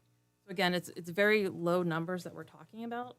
But that said, restricting access could create issues elsewhere because traffic it's like water. Traffic flows wherever there's opportunity. So restricting the traffic could create issues. But again, I'm just trying to minimize truck traffic onto the city of Pico Rivera, and you understand that. So if you understand that by the fact of saying that we're okay to prohibiting left turn truck traffic into Beverly Boulevard. So if that be the case, why not also restrict it coming in eastbound And I get it from the temporary side of things, because it makes sense, because you're right, they're gonna exit over at San Gabriel Parkway. But when that interchange is fixed, can we now impose the condition, temporary and then future condition? I mean, I guess I defer back to Brian because that gets into the, the tenant and their use. Again, we do anticipate low numbers of trucks making those movements from the site perspective, but there are the other uses on the site that would need to be considered. Come on, Brian, you can work with us. This is not difficult. Yeah. I know what your job is, but this is, you have to understand our job here up to as well. Understood. It's a difficult one without knowing the tenant. That's initially our conversations and our thoughts is without knowing the tenant. It's still a difficult one because of what if the source is in Pico Rivera and they need to go right to get to the site. There's some unknowns there that I think a strict stance on a condition for that movement would be extremely difficult. We're definitely open to studying the post condition after the 605 on and off ramp is done. We're open to studying it and doing a deeper dive into who the tenant is and better understanding what traffic flow is and have a discussion. But our current stance is we would like to remain the limited vehicles of trucks to make a right-hand turn into the site. I want to add to regarding this additional added CUP. So if there are any inconsistencies between the conditions of approval for the CUP, and these inconsistencies shall be resolved by the Director of Community and Economic Development. So should the trucks not be complying or any issues, it would go to the Director of Community and Economic Development to then discuss that, correct? Yes. To mitigate that, right? Yes, that is correct. Okay. May I, just a serious question. Mr. Stimpson, will you sell us the bridge so that we can go ahead and put Pico Rivera on it instead of the city of Whittier? Because it seems like that might clinch the deal. Is that something you would entertain? Give us the bridge. We don't want the bridge. Would you entertain the idea of selling us the bridge so that we can put Pico Rivera on? We don't want the bridge. I know. I know. I don't want. I know. Okay, We let's don't have want the order. liability. We have order. I get it. We just want the name, but we don't want the We ownership. directed I the get city it. manager to discuss the bridge you. and design, so let's move on. I'll take it back because Madam Mayor, Thank we you. still don't have a motion on the floor to actually be discussing, we need something on the floor. Yes. So do we have a motion Motion to approve as recommended? public hearing item number 1 as recommended. Do we have a second? Second. I have a question of clarification on the motion. Sure. So where are we at with the left-hand turn? With the motion? In the condition currently right now that it restricts that left-hand turn. So no left-hand turn for semis, right? But for automobiles? Okay, because that was a planning commission. Okay. Be appropriate to We take have a roll motion? call? Yes. Councilmember Elias? Yes. Councilmember Camacho? Yes. Councilmember Lara? Yes. Mayor Pro Tem Lutz? Yes. Mayor Dr. Sanchez? Yes. Motion carries. Thank you. And thank you, everyone, for your comments and everyone for coming in this evening. Let's move on with our other business on the agenda. We have our consent calendar items, number 2 through 11. Do we have a motion to approve those items? Mary, can I pull 7? I'd like to pull number 7. Yes. Okay. Motion to approve items 2 through 11 minus 7. Okay. Do we have a second? Second. Okay. All in favor? Aye. Aye. Aye. Aye. Any abstentions or nays? Did everyone say aye? Yes, okay. Yes, the number 7 is the memorandum of understanding with the Pico Rivera Chamber of Commerce. Yes. It has come to my attention that that there was accusations that a staff member may have been commingling funds from the city into other accounts here. So I'm concerned that the MOU has safeguards in terms of the use of funds and also the idea of commingling. Yeah, so we have the right to audit their books within the agreement. So if that is a concern that brought it to our attention, as it was, we could take a look. I think we had a meeting with Mayor Pro Tem Lutz regarding that matter. And I think the result is I believe that employee is no longer there. Oh, so it's already been discussed? Okay, thank you. Thank you. To approve? Second? A second? Yeah. Did you have a comment or did you? No, want a no, no, second? I was waiting to vote. Okay. All in favor, say aye. Aye. Aye. I think it's unanimous. Thank you. I thought you wanted to second, but I second. Let's move on to our regular calendar items, item number 13.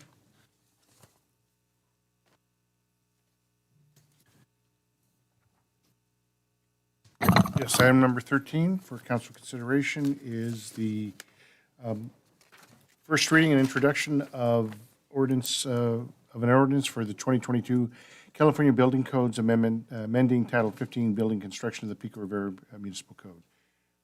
Unless there's a request for staff report, the matters before you for consideration and a motion to introduce and waive first reading. Motion to approve as recommended. Second. Thank you.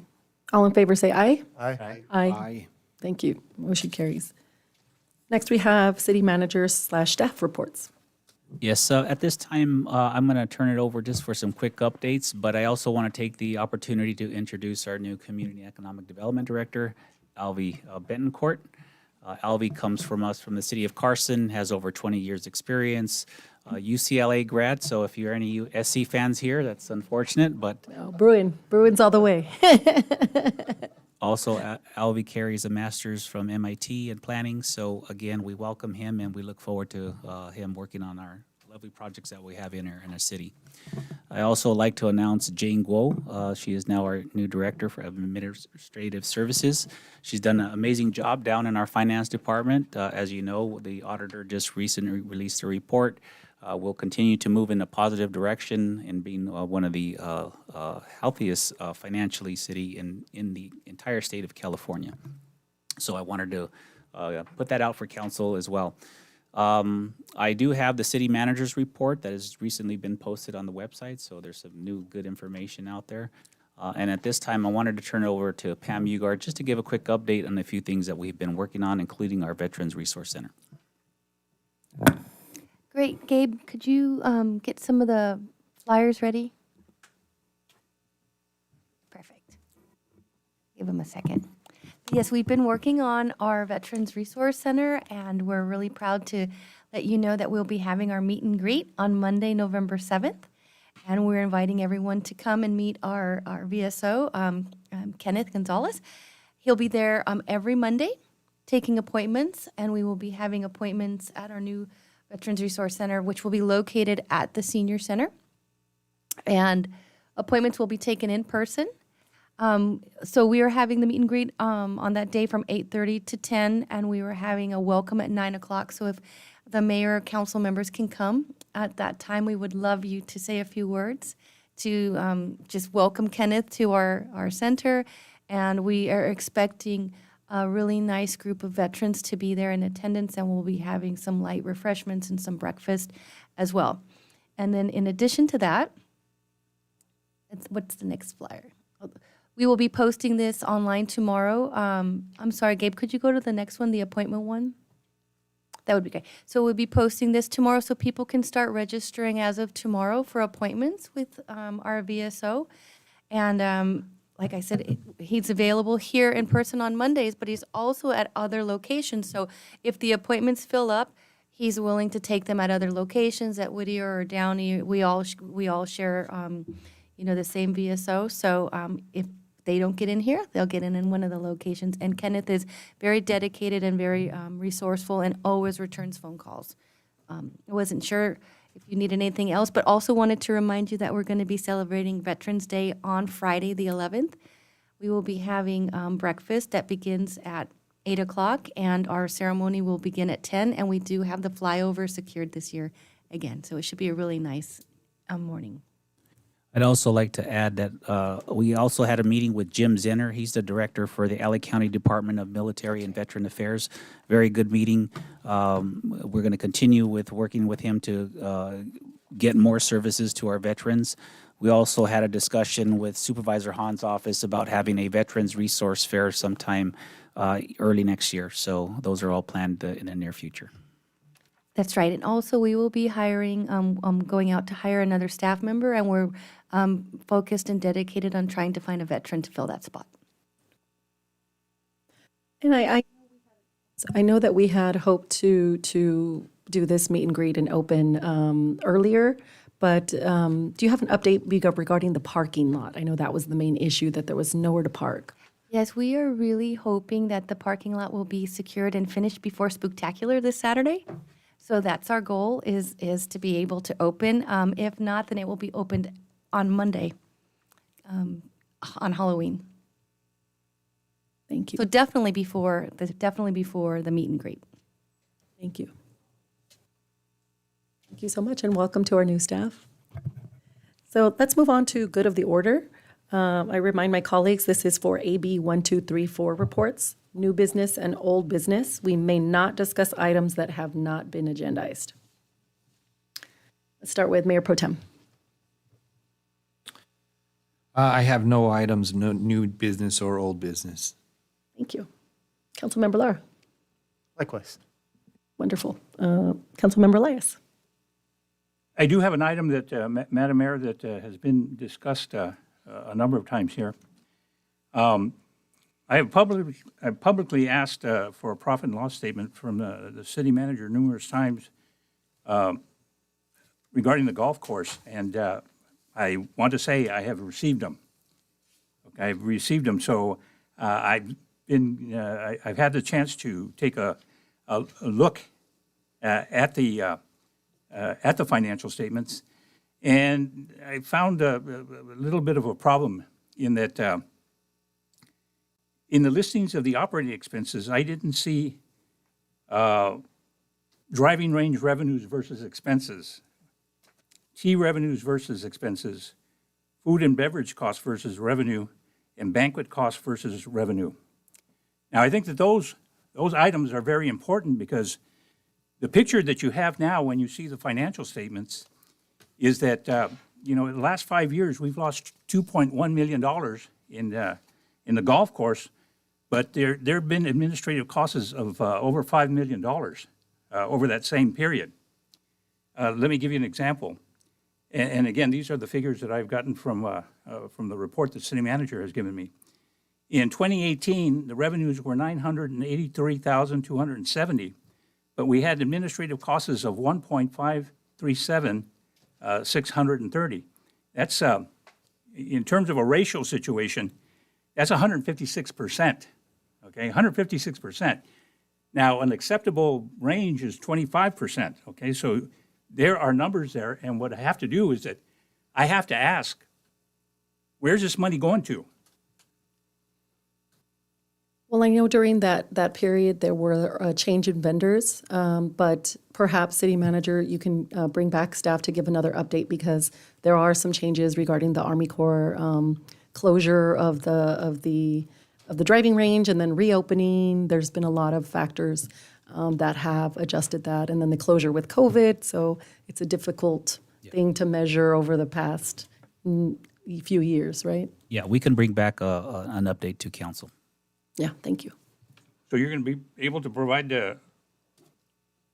support for these costs? Well, we'll bring an update to council on some of the questions that were asked here. That's my own. Thank you. Oh, just the status of the commission, the Veterans Commission? I believe the mayor has an update on that. Sure, I do. We have received 6 applications, and they're at the city clerk's office, so I believe each of you has received those via email. I personally met, sort of interviewed candidates that I found very promising, and I encourage my colleagues to do the same. And we'll hope to move forward with them, appointing them, hopefully December, the end of December, early January of the year, so we can have our first commission meeting. So that's where we're at. We did hope to get a bigger influx, so any veterans that you know, applications are still open. They're available on the website. Perhaps at the meet and greet, we can provide more applications. But I have been reaching out to some of the members that have applied already. So it's on, the ball's in our court now, guys. Councilmember Camacho. Yeah, thank you, Madam Mayor. Just wanted to, again, also welcome our new Director of Community Development. Welcome to City of Pico Rivera, and congratulations for yourself. And I just wanted to highlight as well as the fact that, as the city manager mentioned, for the last few years, we're considered a low-risk city on the basis of financial statements, accounting practices, and procurement standards. So it's very important to highlight that. It shows where we are as a city as it relates to how we do business in the city of Pico Rivera, and for people to understand that, and if they have any questions as it relates to the budget or any issues or concerns, it's always open. So, make sure don't believe the rumors that people might want to state. But I wanted to ask the question also to our city manager on the basis of, and I brought this up the last time, but I just want to, purpose I do this because of clarity, especially during this time of elections. I mentioned about the sales tax the last time around. I mentioned about the fact that, what would be the loss of 1%. It was stated that Measure P generates $12 million a year for 1%. And if we were to eliminate that 1%, it would, as you stated, city manager, would have dire consequences. We would have to lay off employees. We would have to cut services. And the other issue is that part of the reason many other cities are following our lead is because there's so many other county measures that are being voted on, Measure H as an example, that is gobbling up that 1%. Because remember, we're at a cap at 10.25. We can't go beyond that. So many cities are following suit because they recognize, hey, I'd rather have 100% of that money than to share with the county, which is smart. And they, when we were criticized, everybody's following. I believe all cities, Whittier, Montebello, Norwalk, all at 10.25%. I think Downey's only at 10%, which I guess if you were to be in Downey, you wanted to, or if you were in Pico Rivera, if you wanted to go shop in Downey, you would save a quarter for every $100 that you spend. So seems like very enticing. But my question to you, City Manager, if you can, if we were to just say hypothetically eliminate that 1%, how many more sales do we have to do if, say, somehow we lower 1% and consumers will come and shop? This idea that consumer behavior is going to be driven to our city to purchase based on the 1% reduction.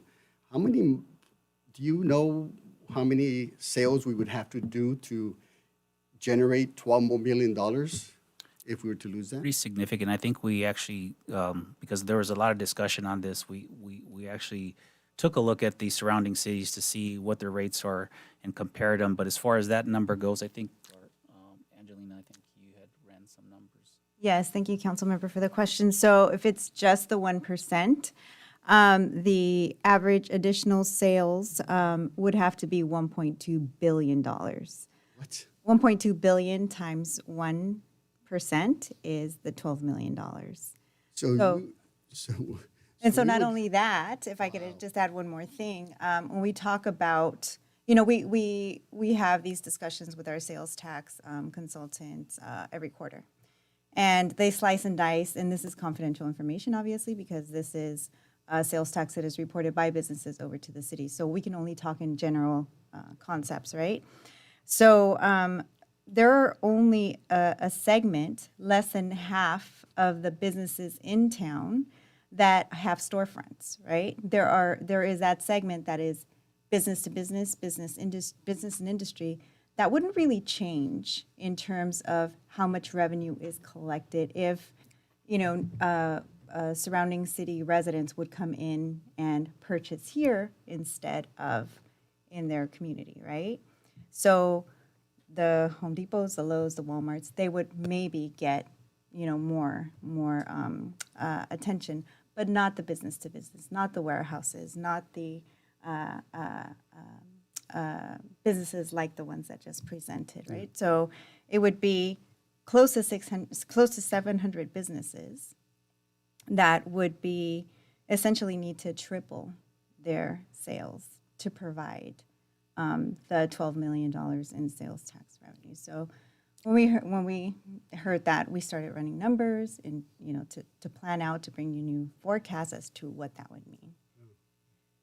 And I understand, I mean, I know I don't have the numbers, but I understand some of the top sales tax producers in the city happen to be from the Walmarts to the Peterbilts, truck dealer, manufacturer, and even Del Rey, right? And so you're saying that if we eliminate 1%, I want to be that clear, if we eliminate that 1% to make up through consumer behavior coming to purchase in our city, we would have to have 1.2 billion in additional sales just to make up for the $12 million. The businesses that have stores. Businesses that have it. Unbelievable. So I guess my point is that, we have to be careful how we approach this and how it's said and what the residents understand of how it's easy to say eliminate taxes, but the dire consequences and the true aspect of generate those funds are way beyond what is attainable for a city of Pico Rivera as such. So thank you for that, Madam Mayor. Appreciate it. Thank you. I just wanted to share that Mayor Pro Tem, myself, and Councilmember Camacho were able to attend a groundbreaking for the Armenian Mesrobian High School gym complex and their arts facility, performing arts facility. So it's a wonderful space. It's kind of hidden right near Rio Hondo Park. And I learned that school is actually the first Armenian school in the nation. So they have a lot of alumni that come throughout. So some live in Pico Rivera, but some come all the way from Newport Beach, Glendale, all over to bring their kids to school to learn Armenian. And also that's their school from preschool all the way to high school. So it's a great school. We got their bishop attended and gave a blessing, and it was a great event. They had dancers, and unfortunately it started to sprinkle, so I think it got ended a little early, but that was a wonderful event. So thank you to the school for inviting us. And secondly, I wanted to highlight the Chamber of Commerce as well as our sheriff's captain. We will be having coffee with the mayor. Morning mingle with the mayor on this Saturday at 8 to 10 a.m. And it'll be sponsored by the Tierra Mia Coffee. So fun fact, the owner is a Cal alum and a local. So he is wonderfully sponsoring brewed coffee and mini pastries for first come, first serve.